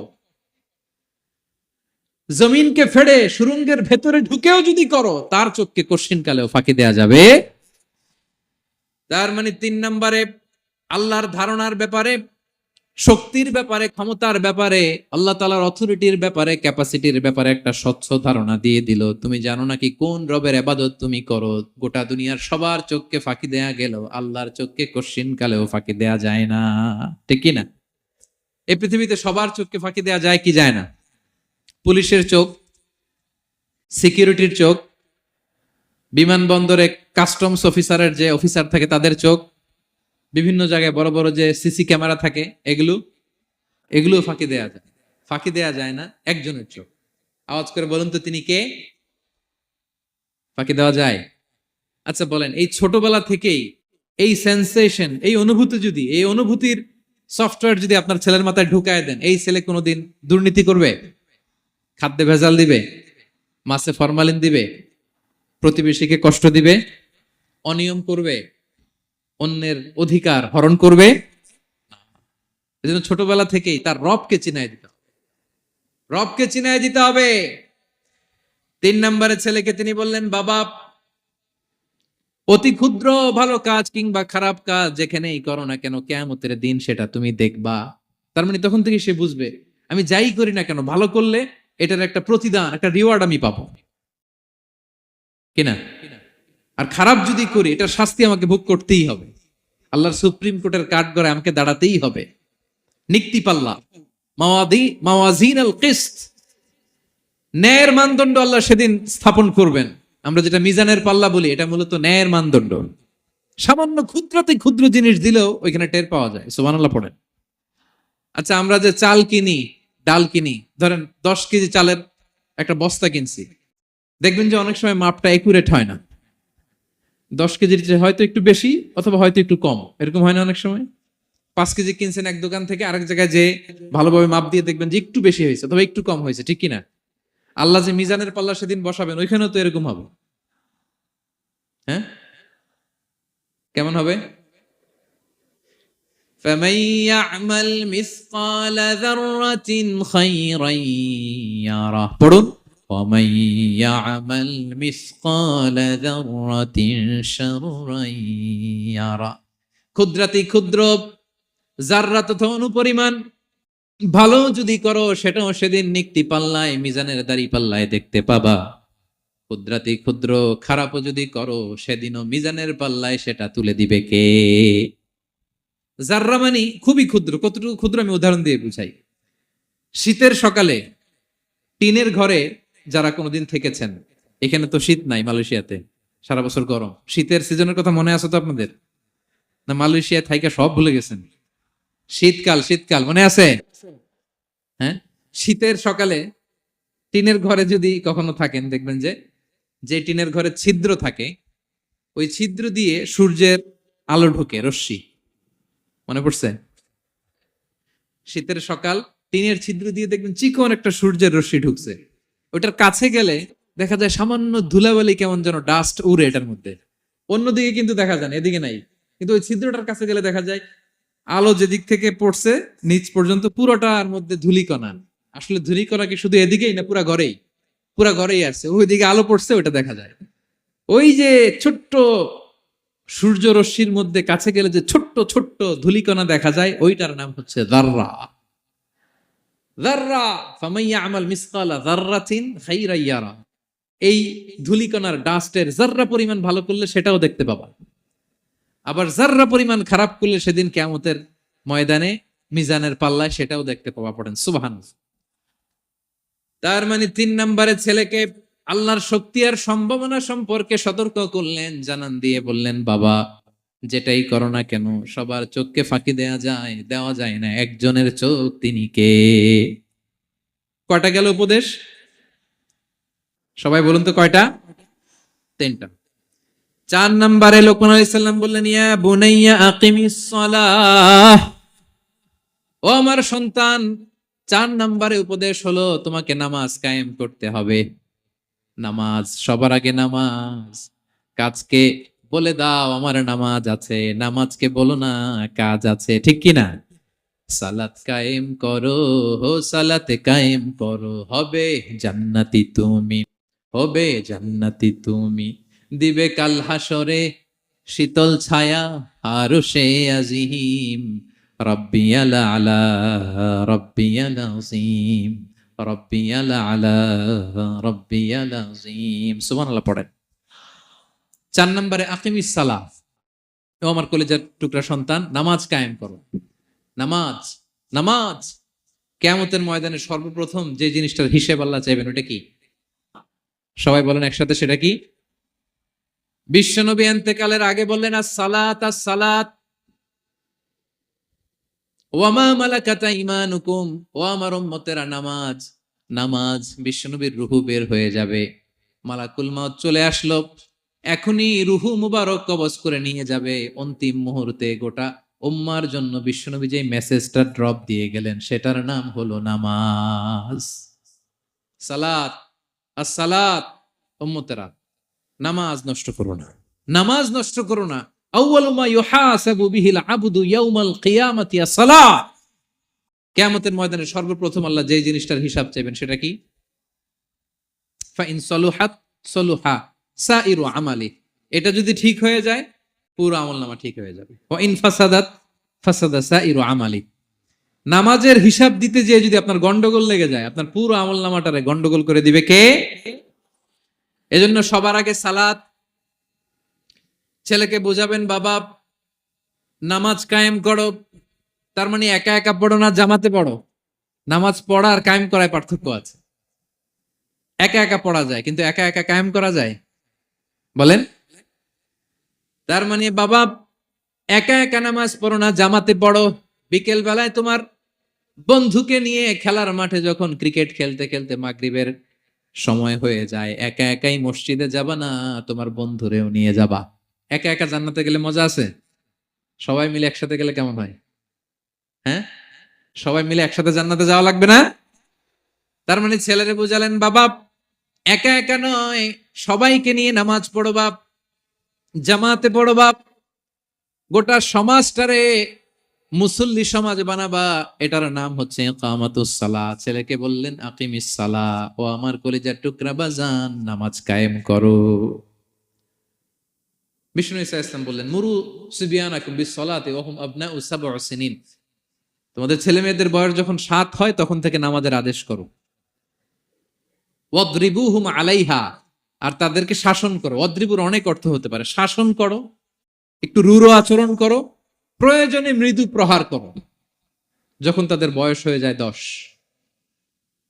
বয়স হয়ে যায় 10 কিংবা তার উপরে, আমাদের ছেলে মেয়ে আছে বয়স, দেখি কয়জন আছে দিকে 10 বছরের। হ্যাঁ দেখছেন, কঠোর হইতে হবে আপনাদের যদি নামাজ না পড়ে। হাত নামান। 7 পর্যন্ত নিয়ে যাবেন সাথে করে। বয়স যখন 7 হয়, বারবার যখন সালাতের কথা বলবেন, সাথে করে নিয়ে দাঁড়াবেন। জুমার দিন মসজিদে নিয়ে যাবেন, মাঝে মাঝে নামাজে নিয়ে যাবেন। 7, 8, 9 এই 3 বছরের ট্রেনিং এ 10 বছর তো এমনি পাক্কা নামাজে হয়ে যাবে, ঠিক কিনা? নাকি বলবেন হুজুর আমি তো পড়ি না, আমারই তো খবর নাই। হ্যাঁ, ছেলেরা যে বলবো বাবা নামাজ কায়েম কর, এর আগে কিন্তু নিজের মুসল্লি হইতে হবে। এটা বুঝতে পারতেছেন তো? হ্যাঁ, ছেলেকে বলতে হইলে আগে নিজের মুসল্লি হইতে হবে। নামাজের ব্যাপারে নো কনসিডারেশন, কোনো ছাড় নাই। সালাত আপনাকে পড়তেই হবে যে কোনো পরিস্থিতিতে। এজন্য 7 বছর বয়স থেকে বিশ্বনবী ওয়ার্নিং দিতে বলেছেন। 10 বছর বয়স হলে প্রয়োজনে রূঢ় আচরণ করো, শাসন করো, প্রয়োজনে মৃদু প্রহার করো। খবরদার, খবরদার। একসাথে মাঝে মাঝে নিজেরাও ঘরে পড়বেন। মসজিদে তো যাবেনই, বাইরে বৃষ্টি, যেতে পারছেন না, নিজেই ইমাম হয়ে দাঁড়ায় যান। আপনার ছেলে 2 জন আপনার পিছনে দাঁড়াবে, আপনার স্ত্রী আর মেয়েরা তার পরের কাতারে দাঁড়াবে। হ্যাঁ, নারী পুরুষ একই কাতারে দাঁড়াতে পারে না। অথবা আপনার ছেলেটার ইমাম বানায় দেন, ও নামাজ পড়াইতেছে আপনারা পড়তেছেন, ভাল লাগবে না? A family that prays together stays together, ইংরেজিতে একটা কথা বলে। A family that prays together stays together, যে ফ্যামিলি একসাথে নামাজ পড়ে এই ফ্যামিলি একসাথে টিকে থাকে শান্তিতে অনেক দিন, ঠিক কিনা? এজন্য ঘরে মাঝে মাঝে জামাতে নামাজ পড়বেন, ঘরটারে বরকত দিয়ে পূর্ণ করে দিবে কে? এজন্য সাইয়েদনা লোকমান বললেন আকিমিস সালাহ, আমার কলিজার টুকরা সন্তান নামাজ, নামাজ নষ্ট করো না, নামাজ নষ্ট করো না। অনেক ফ্যামিলি আছে, অনেক ফ্যামিলি নিজেও নামাজি, ছেলে মেয়েদেরকেও নামাজের কথা বলে, পড়ায়। জোহর পড়তে দেয়, আসর পড়তে দেয়, মাগরিব পড়তে দেয়, এশা পড়তে দেয়, ফজর পড়তে দেয় না। ফজর নিয়ে টেনশন নাই, কেন? বলতেছে ঘুমায় হুজুর। কি করে? আমার কলিজার টুকরা সন্তান ঘুমায় হুজুর, কাঁচা ঘুম কেমনে ভাঙাই? আচ্ছা, ফজরের সময় যদি আপনাদের কন্ডোমিনিয়ামে আগুন লাগে কি করবেন? ফজরের সময় লাগছে আগুন, আর একটু ঘুমাক, কাঁচা ঘুম। হ্যাঁ, বলবেন বলবেন, কথা বুঝে নাই বোধহয়। যে বাবা মারা মনে করে সকালে কিভাবে ডাকি, উঠতে চায় না হুজুর, কাঁচা ঘুম, কষ্ট হয়ে যায়। ফজরের সময় যদি আগুন লেগে যায় আপনার ঘরে কি করবেন? আর একটু ঘুমাক, কাঁচা ঘুম। দুনিয়ার আগুন থেকে নিজের সন্তানকে বাঁচানোর জন্য যেমনি ডেকে উঠান, দুনিয়ার আগুন থেকে রক্ষা করার জন্য যেমনি ডাকেন, উঠায় নিয়ে আসেন, জাহান্নামের কঠিন আগুন থেকে বাঁচানোর জন্য ফজরের সময়ও ডাকার দরকার আছে না নাই? দুনিয়ার আগুনের চেয়ে কমপক্ষে 70 গুণ বেশি তেজওয়ালা। হ্যাঁ, বিষ্ণু বলেন নারুকুম তুকিদুন, যে আগুন দিয়ে কিচেনে রান্না করো, জাহান্নামের আগুন কিন্তু এই আগুন নয়। জাহান্নামের আগুন দুনিয়ার আগুনের চাইতে কমপক্ষে 70 গুণ বেশি তেজওয়ালা। তাহলে ফজরের সময় ডাকবেন তো ছেলে মেয়েকে, হ্যাঁ, নিজেও পড়বেন, ছেলে মেয়েদেরকেও ডাকবেন। আকিমিস সালাহ। 4 নম্বরে বললেন বাবা নামাজ কায়েম করো, নামাজ, নামাজ ছেড়ে দিও না। 5 নম্বরে বললেন ওয়ামুর বিল মারুফ, ভালো কাজের আদেশ করো। 6 নম্বরে বললেন ওয়ানহা আনিল মুনকার, খারাপ কাজ থেকে নিষেধ করো। দেখেন কি বাবা ছিল সাইয়েদনা লোকমান। ছেলেরা বললেন, নামাজ পড়ার পরে বললেন ওয়ামুর বিল মারুফ, ভালো কাজের আদেশ করবা, ভালো কাজের আদেশ করো। ওয়ানহা আনিল মুনকার, মন্দ কাজ থেকে নিষেধ করো। আমরা অনেকে নিজেরাই ভালো করি, নিজেরাই ভালো কাজ করি, অন্যদেরকে বলি না, এরকম আছে না নাই? সমাজে পাপ হলে, অন্যায় হলে আমরা কথা বলতে চাই না, এরকম আছে না নাই? নিজেই নামাজ পড়বে চোখ বন্ধ করে তাসবিহ পড়তে থাকে, কিন্তু মুসলিম উম্মার উপর কারবালা হয়ে যাচ্ছে তার কোনো টেন নাই। এরকম আছে না নাই? গোটা বিশ্বে মুসলমানদের উপর দিয়ে কি যাচ্ছে, সমাজে কি চলছে তার কোনো আন্দাজ নাই, খোঁজ খবর নাই, শুধু নিজেই জিকির করে। এরকম আছে না নাই? না, আযাব আসলে, গজব আসলে শুধু এই কাফির মুশরিকদেরই মারে না, মুমিনদেরও মারে, ঠিক কি না? আল্লাহ বলে ওই আযাবকে ভয় করো, ওয়াত্তাকু ফিতনাতাল লা তুসিবান্নাল্লাযীনা যালামু মিনকুম খাসসা। ওই আযাবকে ভয় করো, এই শাস্তিকে ভয় করো, যে শাস্তি যখন আমি পাঠাই ওই শাস্তি দিয়ে শুধু জালেমদেরকে মারি না, আলেমদেরকেও মারি, ঠিক কি না? কারণ তুমি আলেম হয়ে বসেছিলে কেন? তুমি সমাজকে বাঁচাও নাই কেন? শুধরে দাও নাই কেন? শুদ্ধাচারের অভিযানে তুমি নামো নাই কেন, ঠিক কি না? তুমি একা একা জিকির করে তোমার আল্লাহর ওলি হইতে বলছে কে? গোটা সমাজকে তোমার বাঁচাতে হবে। একটা জাহাজ 2 তলা, আপনি আছেন 2য় তলায়, নিচ তলায় একদল লোক জাহাজের তলা ছিদ্র করতেছে। জাহাজের তলায় ছিদ্র করলে কি ঢুকে? তা আপনি যদি বলেন ওরা নিচে আছে ছিদ্র করতেছে, ওরা করুক, আমি থামাবো কেন? আমার তো দোষ নাই, আমি তো ছিদ্র করি নাই। ছিদ্র করছে কারা? ওরা। পানি ঢুকলে ওরা মরবে, আমি তো বেঁচে যাবো। বাঁচবে? কারণ সে তো জাহাজের ভিতরেই। আপনি যে যদি এই পাগলগুলারে না থামান, ওরা তো মরবেই, আপনিও শেষ। চিল্লায় বলেন ঠিক কিনা? এজন্য সমাজে যখন পাপ হয়, অন্যায় হয়, দেখা মাত্রই আপনাকে থামাতে হবে। তা না হলে এই পাপের কারণে, অন্যায়ের কারণে আযাব আর গজব যখন আসবে, পাপীরাই মরবে না, আপনিও মরবেন, ঠিক কিনা? মুসা আলাইহিস সালামের পায়ের মধ্যে একবার একটা লাল পিঁপড়া কামড় দিছে। এই সাইজের যে লাল পিঁপড়া গুলো কামড় দিলে খুব আরাম লাগে না? কেমন লাগে? হ্যাঁ, খুব ব্যথা করে, প্রচন্ড ব্যথা করে। তো মুসা আলাইহিস সালামের মেজাজ কি নরম না গরম? খুব তাড়াতাড়ি রেগে যেতেন। এক এক নবীর এক এক অ্যাট্রিবিউটস ছিল, হ্যাঁ, এক এক বৈশিষ্ট্য ছিল। উনি অনেক রেগে যেতেন। উনি থাপ্পড় মেরে একবার ফেরাউনের বাবুর্চিকে দুনিয়া থেকে শেষ, এক থাপ্পড়, এত শক্তি। সেই বুখারীতে এসেছে মালাকুল মাউতকে মারছিলেন একটা। ওই যে ছোটবেলা থেকে মারার অভ্যাস, ছোটবেলায় কার গালে দিছিল জানে না বোধহয়? ফেরাউন। অন্যায় দেখলেই ছোটবেলায় ফেরাউনের গালে দিছে একটা, বড় হয়ে ফেরাউনের বাবুর্চির একটা, এরপরে মালাকুল মাউতকেও একটা। এর কারণ মালাকুল মাউত আবার মালাকুল মাউতের মতো আসেনি, মানুষের আকৃতিতে এসেছিল। তো পারমিশন না নিয়ে ঢুকছে। উনি ভাবছে এমনি মানুষ, কিরে পারমিশন নিলি না কেন? তো মুসা আলাইহিস সালামের পায়ের মধ্যে লাল পোকা, লাল পিঁপড়া কামড় দিছে, প্রচন্ড ব্যথা পাইতেছে আর ডলতেছে আর রেগে গেছে। রেগে তাকায় দেখে এদিকে লাল পিঁপড়ার বাসা, যে পা দিয়ে ডোলে সবগুলোরে মেরে ফেলছে। তো ঘটনাটা ছিল মুসা আলাইহিস সালাম আল্লাহকে জিজ্ঞেস করছিলেন, এই ঘটনাটা আল্লাহ কেন ঘটাইছে, আল্লাহকে জিজ্ঞেস করছিলেন, আল্লাহ আযাব যখন কোন এলাকায় পাঠান তখন তো শুধু জালিমরাই মরে না, ভালো লোকগুলাও তো মারা যায়। তো এই আযাবে ভালো লোকগুলা কেন মরে? আল্লাহ উত্তর দেয় নাই, এই ঘটনা ঘটাই দিস। পিঁপড়া যখন কামড় দিছে রেগে সবগুলো মেরে ফেলছে। আল্লাহ বলে, মুসা কামড় দিছিল কয়টা? কয় আল্লাহ একটা। তো ওগুলার মারলা কেন?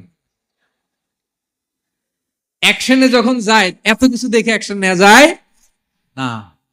এজন্য আল্লাহ বলেন, ওয়াত্তাকু ফিতনাতাল লা তুসিবান্নাল্লাযীনা যালামু মিনকুম খাসসা। ওই ফিতনাকে মানে ওই আযাবকে ভয় করো, যে আযাব যখন আসবে শুধু খারাপ লোকগুলার উপরে আসবে না, ভালো লোকগুলাও বাঁচতে পারবে। কারণ ভালো মানুষরা আশেপাশের লোকদেরকে ভালো বানায় নাই কেন? একা নামাজ পড়েছো কেন? নামাজের দাওয়াত দাও নাই কেন? নিজে হালাল খাইছো, সমাজটারে হালাল দিয়ে বিনির্মাণ করো নাই কেন? এজন্য আযাব আসলে শুধু জালেমদের উপরে আসে না, আলেমদের উপরে আসে, খবরদার। এজন্য ছেলেরে বললেন, বাবা শুধু নামাজ পড়লেই হবে না, ওয়া'মুর বিল মা'রুফ, ভালো কাজের আদেশ করবা, ওয়ানহা আনিল মুনকার, খারাপ কাজ থেকে নিষেধ করবা। এটা আসলে দায়িত্ব হচ্ছে সরকার প্রধানের। যারা ক্ষমতার চেয়ারে বসে তাদেরকে আল্লাহ 4 দফা মূলনীতি দিয়েছেন। আল্লাযীনা মাক্কান্নাহুম ফিল আরদি আকামুস সালাতা ওয়া আতাউয যাকাতা ওয়া আমারু বিল মা'রুফি ওয়া নাহাউ আনিল মুনকার ওয়ালিল্লাহি আকিবাতুল উমুর। আল্লাহ বলেন, যাদেরকে আমি ক্ষমতার চেয়ারে বসাই 4টা দায়িত্ব তাদেরকে দেই। তাদের প্রধান কাজ নামাজ কায়েম করবে সমাজে, যাকাত আদায় করবে, ভালো কাজের আদেশ করবে, তারপরে মন্দ কাজের নিষেধ করবে। ক্ষমতার চেয়ার যারা পায় তাদের জন্য মূলনীতি এটা। তো এরা তো করে না, আমাদের কি করতে হবে, ঠিক কিনা? ভালো কাজের আদেশ করতে হবে, মন্দ কাজের নিষেধ করতে। বিষ্ণু ইসলাম বললেন, মান রাআ মিনকুম মুনকারা, চোখ দিয়ে যে সমাজে খারাপ দেখে, ফালিয়ুগাইয়িরহু বিয়াদি, সেজন্য হাত দিয়ে ঠেকিয়ে দেয়, হাত দিয়ে। ফাইন লাম ইয়াস্তাতি' ফাবিলিসানি, হাত দিয়ে না পারলে মুখ দিয়ে। কারণ আপনার অনেক সময় এরকম পরিস্থিতি নাও হতে পারে যে আপনার এত পাওয়ার নাই যে আপনি হাত দিয়ে থামাই দিবেন, এরকম হয় না? অক্ষম, আমি পারি না। তখন মুখ দিয়ে কিভাবে পরিবর্তন করবেন বলেন?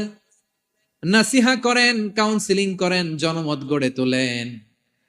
ফাইন লাম ইয়াস্তাতি' ফাবিকলবিহি, হাত দিয়েও থামাতে পারলেন না, মুখ দিয়েও প্রতিবাদ করতে পারলেন না, বিশ্বনবী বললেন অন্তত অন্তর দিয়ে সেটাকে ঘৃণা করবা। অন্তর দিয়ে ঘৃণা করো, অন্তর দিয়ে এটাকে পরিবর্তন করে দেওয়ার প্ল্যান করো, হৃদয়ে হৃদয়। ওয়াযালিকা আদাফুল ঈমান, এটা হচ্ছে ঈমানের সর্বনিম্ন স্তর। এর নিচেও যদি যান, মানে আপনার দিলেও লাগে না, বিষ্ণু বলে তাহলে তোমার অন্তরে ঈমানের ছিটে ফোঁটা নাই। চিল্লা এখন ঠিক কিনা? এজন্য ভালো কাজের আদেশ করো, মন্দ কাজের নিষেধ করো। নামাজের পরপর সাইয়েদনা লোকমান বললেন, বাবা নিজেই ভালো করো না, সমাজে ভালো ছড়িয়ে দাও। ছড়াই দিতে হবে, ভালোকে ছড়াই দিতে হয়, সংঘবদ্ধ জীবন যাপন করতে হয়, আপনাকে দাঁড়াতে হবে, আপনাকে হিম্মত করতে হবে। হিম্মতটাই হচ্ছে ইসমুল আযম, ইসমুল্লাহিল আযম। ইসমে আযম মানে আল্লাহর এমন একটা নাম যেটা দিয়ে দোয়া করলে আল্লাহ কবুল করে। এটা কি? কেউ বলে ইয়া হাইয়ু ইয়া কাইয়ুম, কেউ বলে ইয়া রহমান ইয়া রাহিম। অনেক মুফাসসিরিন, অনেক মুহাদ্দিসিন এক একটা বলছে যে এইটা হতে পারে, এটা হতে পারে। অনেকে বলছে হিম্মতটাই হচ্ছে ইসমে আযম। তুমি হিম্মত করে আল্লাহর কাছে চাও, গোটা দুনিয়া পাল্টে যাবে, ঠিক কিনা? এজন্য সমাজের পরিবর্তনের জন্য আপনাকে আগে আসার দরকার আছে না নাই? ছেলেকে দেখেন, সুবহানাল্লাহি বিহামদি, কিভাবে ছেলেরে গড়ে তুলতে হয়। প্যারেন্টিং লেসন ফ্রম সূরা লোকমান।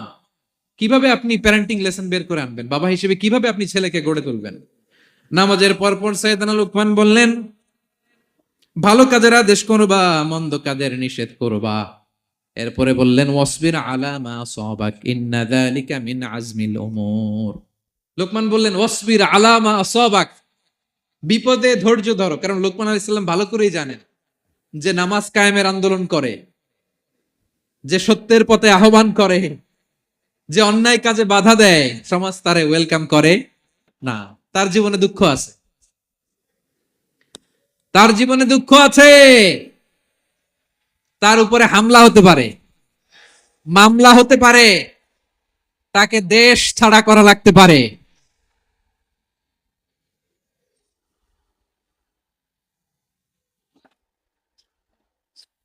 ওয়াসবির আলা মা আসাবাক, বাবা খুব ভালো করেই জানে বিপদ নেমে আসতে পারে। যে নামাজ কায়েমের আন্দোলন করে, যে সৎ কাজের আদেশ করে, অসৎ কাজে বাধা দেয়, তাকে থামানোর জন্য, হ্যাঁ, তার অগ্রযাত্রাকে রুখে দেওয়ার জন্য, তার রাস্তাকে ব্লক করার জন্য যুগে যুগে সমাজে সমাজে আছে না নাই? আছে। ঘাবড়ে গেলে চলবে না। এই পথ, এটা ফুল সজ্জার কোনো পথ নয়, এটা কণ্টকাকীর্ণ। এখানে প্রতি পদে পদে কাটা, এটা জেনেই আমরা এই পথে এসেছি, ঠিক কিনা? এজন্য আমাদেরকে রুখে দেয়া যাবে না, আমরা সত্যের কথা বলেই যাব, আমরা অন্যায় দেখলে প্রতিবাদ করেই যাব। প্রতিবাদ করবেন, দাঁড়াবেন। আপনি দাঁড়ালেই দেখবেন পরিস্থিতি অন্যরকম হয়ে গেছে। দাঁড়ান না, যে আপনি অন্যায় করতেছে, আপনি দাঁড়ান না কেন? অপরাধ করতেছে, আপনি থামান না কেন? আপনার বোনের বয়সী একটা মেয়েকে টিস করতেছে কিছু ছেলেরা, আপনি দাঁড়ান না কেন? ওদের 10 জনের চেয়ে আপনার শক্তি অনেক বড়। সত্যের যে শক্তি আছে, মিথ্যা তার সামনে মুখ থুবড়ে পড়ে। আপনি দাঁড়ান, আপনি জিজ্ঞেস করেন এরকম করতেছো কেন, টিস করতেছো কেন? আপনি ওখানে জনমত গড়বেন। আপনি দাঁড়ালে আরো 10 জন দাঁড়াবে, ঠিক কিনা? দাঁড়াতে আপনাকে হবে, সাহস করে দাঁড়াতে হবে। সালাত কায়েমের আন্দোলন যারা করে, সৎ কাজের আদেশ যারা দেয়, মন্দ কাজ থেকে নিষেধ যারা করে, তাদের জীবনে পরীক্ষা আছে না নাই? এজন্য সাইয়েদনা লোকমান বললেন, বাবা যেই নাসিহত তোমাকে দিচ্ছি এটা পালন করলে বিপদ আসবে, কিন্তু ঘাবড়ে যেও না, আতঙ্কিত হয়েও না। ওয়াসবির আলা মা আসাবাক, বিপদে ধৈর্য ধরো, ধৈর্য ধারণ করতে হবে। সবর, সবর নিয়ে কোথায় যেন আলোচনা করেছিলাম যে সবর এটা এমন একটা গাছ যে গাছের চারিদিকে থাকে কাঁটা কিন্তু ফলটা বড় মিষ্টি। সবর বাংলা জানেন তো কি? ধৈর্য। ধৈর্য এমন একটা গাছ যে গাছের চারিদিকে কাঁটা কিন্তু ফলটা মিষ্টি, সুস্বাদু। এই সুস্বাদু ফল খেতে হলে এই কাঁটাগুলো সহ্য করতে হবে। ধৈর্য। ছোট্ট ছেলে মেয়েদেরকে ননির পুতুল করে গড়ে তুলবেন না, খবরদার। ওদেরকে কষ্ট সহিষ্ণু করে গড়ে তুলবেন। আপনি থাকতেই কষ্ট করা শিখান, তার জীবনটা স্মুথ হবে, তার ক্যারিয়ারটা ব্রাইট হবে, তার ভবিষ্যৎটা সুন্দর হবে। ছেলেমেয়েরা কিছু চাইলেই সাথে সাথে দিবেন। অনেক বাবা মা আছে এত আদর করে, এত বেশি আহ্লাদ করে, যা চায় তাই দেয়, পরে হিতে বিপরীত হয়, ঠিক কিনা?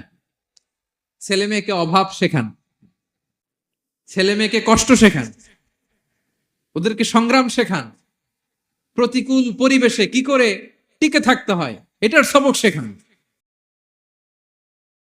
সেদিন লোকমান তাই করলেন, ছেলেদের সবর শিখাইলেন যে বাবা ধৈর্য ধারণ করো, আতঙ্কিত হবা না। জীবন এটা সহজ নয়, জীবন চলার পথ সহজ নয়, এটাকে সহজ করে নিতে হয়। কখনো সবর করে, কখনো ক্ষমা করে, কখনো অন্যকে ইগনোর করে, কখনো দোয়া করে, কখনো আল্লাহর উপর তাওয়াক্কুল করে, ঠিক কিনা? ছেলে মেয়েকে আদর করে বোঝাবেন বাবা এখন তুমি বাবার হোটেলে খাও, মায়ের হোটেলে ঘুমাও। সারা জীবন এমন চলবে না, দুনিয়াটা বড্ড কঠিন, এখানে কেউ কাউরে জায়গা করে দেয় না, নিজের জায়গা নিজেরই করে নিতে হয়, ঠিক কিনা? ছোটবেলা থেকেই তাকে দৃঢ় মনোবলের করে তুলতে হবে যে বাবা দুনিয়াটা এত সহজ নয়, এটা সহজ করে নিতে হয়। This is the life hacks. এই লাইফ হ্যাক গুলো আপনি শিখাবেন, লাইফ লেসন গুলো শিখাবেন। ধৈর্য ধরো, সৎ কাজের আদেশ দাও, মন্দ কাজের নিষেধ করো। এগুলো করতে গেলে একটু বাধা বিপত্তি আসবে, কিন্তু শেষ হাসিটা তুমিই হাসবে, ঠিক কিনা? বিজয় তোমারই হবে। কি বলেন? সময়ই কথা বলে, সময়ই কথা বলে। বিপদে ধৈর্য ধরো। বিশ্বনবী কো আল্লাহ বললেন ওসবির আলা মা ইয়াকুলুনা ওয়াহজুরহুম হাজরান জামিলা। নবী হে, বিপদে ধৈর্য হারা হবেন না। ভালো সময় সামনে আসছে। মক্কায় আপনারে কষ্ট দেয়, গণক বলে, জাদুকর বলে, পাগল বলে, মদিনাতে বিজয় আপনারই হবে, ঠিক কিনা? ছেলে মেয়ে যেন আশাবাদী হয়ে গড়ে ওঠে, হোপফুল, আতঙ্কিত যেন না হয়। কষ্ট শিখান, ধৈর্য শিখান। আচ্ছা গেল। এরপর তিনি বললেন ওয়ালা তুসাইর খাদ্দাকা লিন্নাস।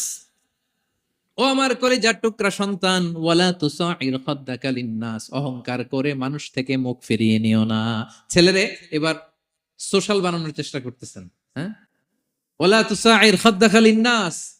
দেখেন একটার পর একটা, প্রথমে স্রষ্টারে চিনাইলেন, তাই না? এরপরে স্রষ্টার ক্ষমতা সম্পর্কে শিখাইলেন, এরপরে আধ্যাত্মিকতা শিখাইলেন, এরপরে ইবাদত কি সেটা জানালেন, এরপরে তিনি সোশ্যাল এঙ্গেজমেন্ট কিভাবে করবেন, সোশ্যাল রিফর্ম কিভাবে করবেন শিখালেন। এবার মানুষের সাথে কিভাবে মিশতে হয় সেটা শিখাচ্ছেন। মানে পিপল ওরিয়েন্টেড হও, ওয়ালা তুসাইর খাদ্দাকা লিন্নাস। অহংকার করে মানুষের থেকে মুখ ফিরিয়ে নিও না, মুখ ছিটকাবে না। মানুষকে সম্মান করো, মানুষের সাথে মেশো, বি পিপল ওরিয়েন্টেড। আমাদের অনেক ছেলে মেয়েরা মানুষের সাথে মিশতে পারে না। দোষ কার? বাবা মায়ের, শেখায় না। একটা সময় আমাদের মনে আছে ছোটবেলায় মেহমান আসলে আমরা এত খুশি হইতাম, কি বলেন? মেহমানের কাছে যাইতাম, সূরা শোনাইতাম, কবিতা শোনাতাম, এটা খেলতাম, ওইটা করতাম, যাওয়ার সময় আমাদেরকে টাকা দিয়ে যেত, হায় রে খুশি। এখন দেখবেন টেনে হিসেবে মেহমানের সামনে আনা যায় না। এরকম আছে না নাই? অনেক ফ্যামিলিতে এরকম আছে যে তারা সারাদিন ডিভাইস নিয়ে, এই ডিভাইস আসক্তি এত মারাত্মক পর্যায়ে পৌঁছেছে যে তারা মানুষের সাথে মিশতে পারে না। এই পাবলিক ওরিয়েন্টেশনটা অনেকের নাই, পিপল ওরিয়েন্টেশন নাই। অনেক ছোট বাচ্চা, মেহমান আসছে, তুমি একটু আসো, সালাম দাও, বসো, আসতে চায় না, বসতে চায় না, কারণ ওরা শিখানো হয় না। সারাদিন দিয়ে রাখছে কি হাতে? মোবাইল। এই জন্য ছোটবেলা থেকে আমরা যেন সামাজিক বানাই, বাচ্চাকে যেন শেখাই বাবা মুরব্বীকে দেখলে সালাম দিতে হবে। কি করতে হবে? ওরা শিখাবেন। অনেক সময় ছোট বাচ্চারা না বুঝে দারোয়ানের সাথে খারাপ আচরণ করে, ঘরের কাজের বুয়ার সাথে খারাপ আচরণ করে, ড্রাইভারকে বকা দেয়, আছে না নাই? ওর ভদ্রতা, ডিসেন্ট ম্যানার আপনি শিখান নাই তো, ও শিখবে কোত্থেকে? এই তো শুরুতেই বললাম যে গরুর পেট থেকে বেরোলে গরু হয়, কিন্তু মানুষের পেট থেকে বেরোলেই ওটা মানুষ হয় না। ওটারে মানুষ বানাতে হয় দিনের পর দিন, মাসের পর মাস, টিউনিং করে, পলিশিং করে, গাইড করে করে মানুষের মতো মানুষ বানাতে হয়। তাহলে ছেলেনে বললেন, ওয়ালা তুসাইর খাদ্দাকা লিন্নাস, তোমার চেহারাকে মানুষ থেকে ফিরিয়ে নিও না, গণমুখী হও, মানুষের সাথে মেশো। ছেলে মেয়েদেরকে এটা বলবেন। শহরে থাকলে মাঝে মাঝে গ্রামে নিয়ে যাবেন, কাদার মধ্যে ছেড়ে দিবেন, হাট বেটা, হ্যাঁ, কাদায় ছেড়ে দিবেন, পুকুরে ছেড়ে দিবেন, দৌড়াদৌড়ি করতে করতে তারপরে তারা শিখবে, দেখবে। মাছ, জ্যান্ত মাছ দেখে নাই আমাদের অনেক ছেলে মেয়েরা, আছে না নাই? ওরা ভাবে মাছ বোধহয় ওই ইয়ের মধ্যেই পাওয়া যায়, শপিং মলেই পাওয়া যায়, ফ্রিজের মধ্যে থাকে, এরপরে এটা খাইতে হয়। জ্যান্ত মাছ দেখলে দেখবেন ভয় পেয়ে গেছে, কারণ শেকড়ের সাথে এদের কোনো সম্পর্ক নাই। এরা যেন গণমুখী হয়, শেকড়ের সাথে যেন এদের সম্পর্ক থাকে। হ্যাঁ, এটাই দেখেন, এই উপদেশটা কয় হাজার বছর আগের। মনে হচ্ছে যেন আজকের পরিস্থিতি দেখে দেখে লোকমান ইসলাম ছেলেকে অ্যাডভাইস করতেছেন। সুবহানাল্লাহ বলবেন না? ওয়ালা তুসাইর খাদ্দাকা লিন্নাস, মানুষ থেকে মুখ ফিরিয়ে নিও না, ছেলে মেয়েদের শেখানো। মানুষ দেখলে ভয় পেও না, মানুষের কাছে যাও, মানুষের দুঃখ দুর্দশা দূর করার চেষ্টা করো, গণমুখী হও, মানুষকে দেখলে সালাম দাও, মুচকি হাসি দাও, হাত বাড়িয়ে মুসাফা করো। তাহলেই না মানুষের সাথে তুমি মিশবে, শিখবে, জানবে, ঠিক কিনা? এরপরে বললেন, ওয়ালা তামশি ফিল আরদি মারাহা, আমার কলিজার টুকরা সন্তান, অহংকার করে রাস্তা দিয়ে হেঁটো না, কারণ ইন্নাল্লাহা লা ইউহিব্বু কুল্লা মুখতালিন ফাখুর, আল্লাহ অহংকারীকে পছন্দ করেন না। এবার বডি ল্যাঙ্গুয়েজ শিখাচ্ছেন ছেলেকে, কিভাবে হাঁটবে। আমাদের অনেক সময় ছেলে মেয়েরা খুবই ভালো, নিষ্পাপ, শুধু ভিতরটা পরিষ্কার হইলে হবে না, আপনার জেস্টারও তো ভালো হইতে হবে। হ্যাঁ, ভিতর ভালো কিন্তু প্রকাশ ভঙ্গি জানে না, আছে না নাই? এটারে ইংরেজিতে কি বলে? বডি ল্যাঙ্গুয়েজ বলে। বুঝতে পারছেন? এবার ছেলেকে বডি ল্যাঙ্গুয়েজ শিখাচ্ছে বাবা। হাঁটার সময় এইভাবে হাঁটতে হবে। ওয়ালা তামশি ফিল আরদি মারাহা, অহংকার করে রাস্তা দিয়ে হেঁটো না। এখানে তামশি বলতে শুধু হাঁটাই না, অহংকার করে ড্রাইভ করো না, অহংকার করে হুন্ডা চালিও না। এরকম আছে না নাই? আমাদের ইয়াং ছেলে মেয়েরা হুন্ডা একটা পাইলে এমন আওয়াজ করে তারা চলবে, অসুস্থদের ক্ষতি হয়, ছোট বাচ্চারা ভয় পেয়ে যায়, মাঝরাতে মানুষ লাফ দিয়ে ওঠে ঘুম থেকে। এরকম আছে না নাই? আমাদের সন্তানরা যেন এরকম না হয়। রাস্তা দিয়ে চলতে বিনয়ের সাথে হাঁটতে হবে, ভদ্রভাবে হাঁটতে হবে, কারণ রহমানের বান্দারা অহংকারী হয় না, তারা বিনয়ী হয়, ঠিক কিনা? ওয়াইবাদুর রাহমানিল্লাযীনা ইয়ামশুনা আলাল আরদি হাওনা وَإِذَا خَاطَبَهُمُ الْجَاهِلُونَ قَالُوا سَلَامًا, রহমানের বান্দারা রাস্তা দিয়ে যখন হাঁটে, দাম্ভিকতার সাথে হাঁটে না, অহংকারের সাথে হাঁটে না, বিনয়ের সাথে রাস্তা দিয়ে তারা চলাফেরা করে, ঠিক কিনা? তো ছেলেকে হাতে ধরে ধরে বডি ল্যাঙ্গুয়েজ শিখাচ্ছে, বাবা অহংকার করে হেঁটো না, মানুষের অহংকার সাজে না, অহংকার সাজে একজনের, তিনি কে? অহংকার কার চাদর? আল্লাহ বলে, এই চাদর ধরে যদি কেউ টান দেয়, ওরে আমি জাহান্নামে নিক্ষেপ করি, ফালা উবালি, আই ডোন্ট কেয়ার, ওরে আমি জাহান্নামে ফেলবো। অহংকার করার কি আছে আমাদের? কিছুই নাই, ঠিক কিনা? ডায়রিয়া যদি হয়, লুজ মোশন যদি হয়, 5 বার টয়লেটে গেলে এরপরে চেহারার দিকে তাকানো যায়? বিছানায় পড়ে হা হু করতে শুরু করে, তো কিসের অহংকার আপনার? লুজ মোশন 3 দিন যদি হয়, হায় রে, চেহারার দিকে তাকানো যায় না, সুন্দর চেহারা ফ্যাকাশে হয়ে গেছে, তো এই মানুষের অহংকার করা সাজে না। ছেলেকে বিনয়ী হওয়া শেখাতে হবে, বাবা বিনয়ী হও, তোমার বডি ল্যাঙ্গুয়েজটা সুন্দর করো, তোমার কথা বলায়, তোমার চলনে বলনে সবকিছুতে যেন একটা মাধুর্যতা থাকে, একটা কোমলতা থাকে, শেখানোর দরকার আছে না নাই? সব শেষে সাইয়েদনা লোকমান ছেলেকে বললেন, ওয়াকসিদ ফি মাশিকা ওয়াগদুদ মিন সাউতিকা ইন্না আনকারাল আসওয়াতি লাসাউতুল হামির। ওয়াকসিদ ফি মাশিক ওয়াগদুদ মিন সাউতিক, তাহলে কিভাবে হাঁটবা? হাঁটার ক্ষেত্রে একটা মিডিয়াম পেস অবলম্বন করো, মিডিয়াম পেস, ভদ্রভাবে, হ্যাঁ, মিডিয়াম মধ্যমপন্থী পন্থায় তুমি হাঁটো। তোমার হাঁটার মধ্যে যেন একটা মুনশিয়ানা ভাব থাকে, তোমার হাঁটা চলাফেরায় যেন একটা ভদ্রতার ছাপ থাকে। এটা তো হাতে ধরে ধরে শিখাইতে হবে, নাহলে শিখবে না তো, বুঝবে না তো সে। ওয়াগদুদ মিন সাউতিক, কণ্ঠটাকে মোলায়েম করো, ইন্না আনকারাল আসওয়াতি লাসাউতুল হামির, কর্কশ গলায় কথা বলো না। আমাদের অনেক ছেলেমেয়েরা অনেক শাউট করে, আছে না নাই? কেউ কি শাউটিং পারসনকে পছন্দ করে? আমরা লাইক করি? Nobody likes a shouting person. আপনি মালয়েশিয়ানদেরকে দেখেন কত কোয়াইট এন্ড কাম। হাজার হাজার মানুষ একটা প্রোগ্রাম করতেছে, একটা সাউন্ড নাই। আমাদের তো অনেক বলতে হয়, অনেক অ্যানাউন্সমেন্ট, অনেক এই সেই। ওদেরকে কিছু বলতে হয় না। ওদের আমি অনেক বড় বড় প্রোগ্রামে জয়েন করেছি। হাজার হাজার মানুষ, একটা ছোট্ট ইনস্ট্রাকশন, লাইন ধরে সবাই সেটা মেনে নেয়। ছেলেকে শিখাই দিলেন চলতে ফিরতে একটা মাঝারি মোলায়েম ভদ্র একটা পেস অবলম্বন করো, আর কণ্ঠটাকে নিচু করো, কর্কশ ভাষী হয়েও না। কেউ পৃথিবীতে কর্কশ ভাষীকে পছন্দ করেন? যারা চিৎকার করে চেঁচামেচি করে, আল্লাহ তাদের কণ্ঠকে গাধার কণ্ঠের সাথে তুলনা করেছেন এখানে। The braying ass. গাধার আওয়াজের চাইতে পৃথিবীতে নিকৃষ্ট কোন আওয়াজ হতে পারে? আল্লাহ বলে, তুমি কি তোমার কণ্ঠকে গাধার আওয়াজের মতো করতে চাও? যদি না চাও, কণ্ঠটাকে মোলায়েম করো। কর্কশ ভাষায় কখনো মানুষকে সম্বোধন করো, কারণ কর্কশ ভাষীকে, এই শাউটিং পার্সনকে কেউ কখনো পছন্দ করে না। তো এই উপদেশগুলো আমাদের ছেলে মেয়েদেরকে দেওয়ার দরকার আছে না নাই? আল্লাহু আকবার। প্রজ্ঞায় সুসজ্জিত এই উপদেশ মালাগুলো সে 3000 বছর আগে যেমনি প্রাসঙ্গিক ছিল, এখনো তেমনি প্রাসঙ্গিক। এই উপদেশগুলো আমরা ছেলে মেয়েদেরকে দিতে পারবো তো? এই 10টা উপদেশ মালা বুঝতে পারছেন আপনারা? সবাই বুঝতে পারছেন? মনে থাকবে? খেয়াল থাকবে?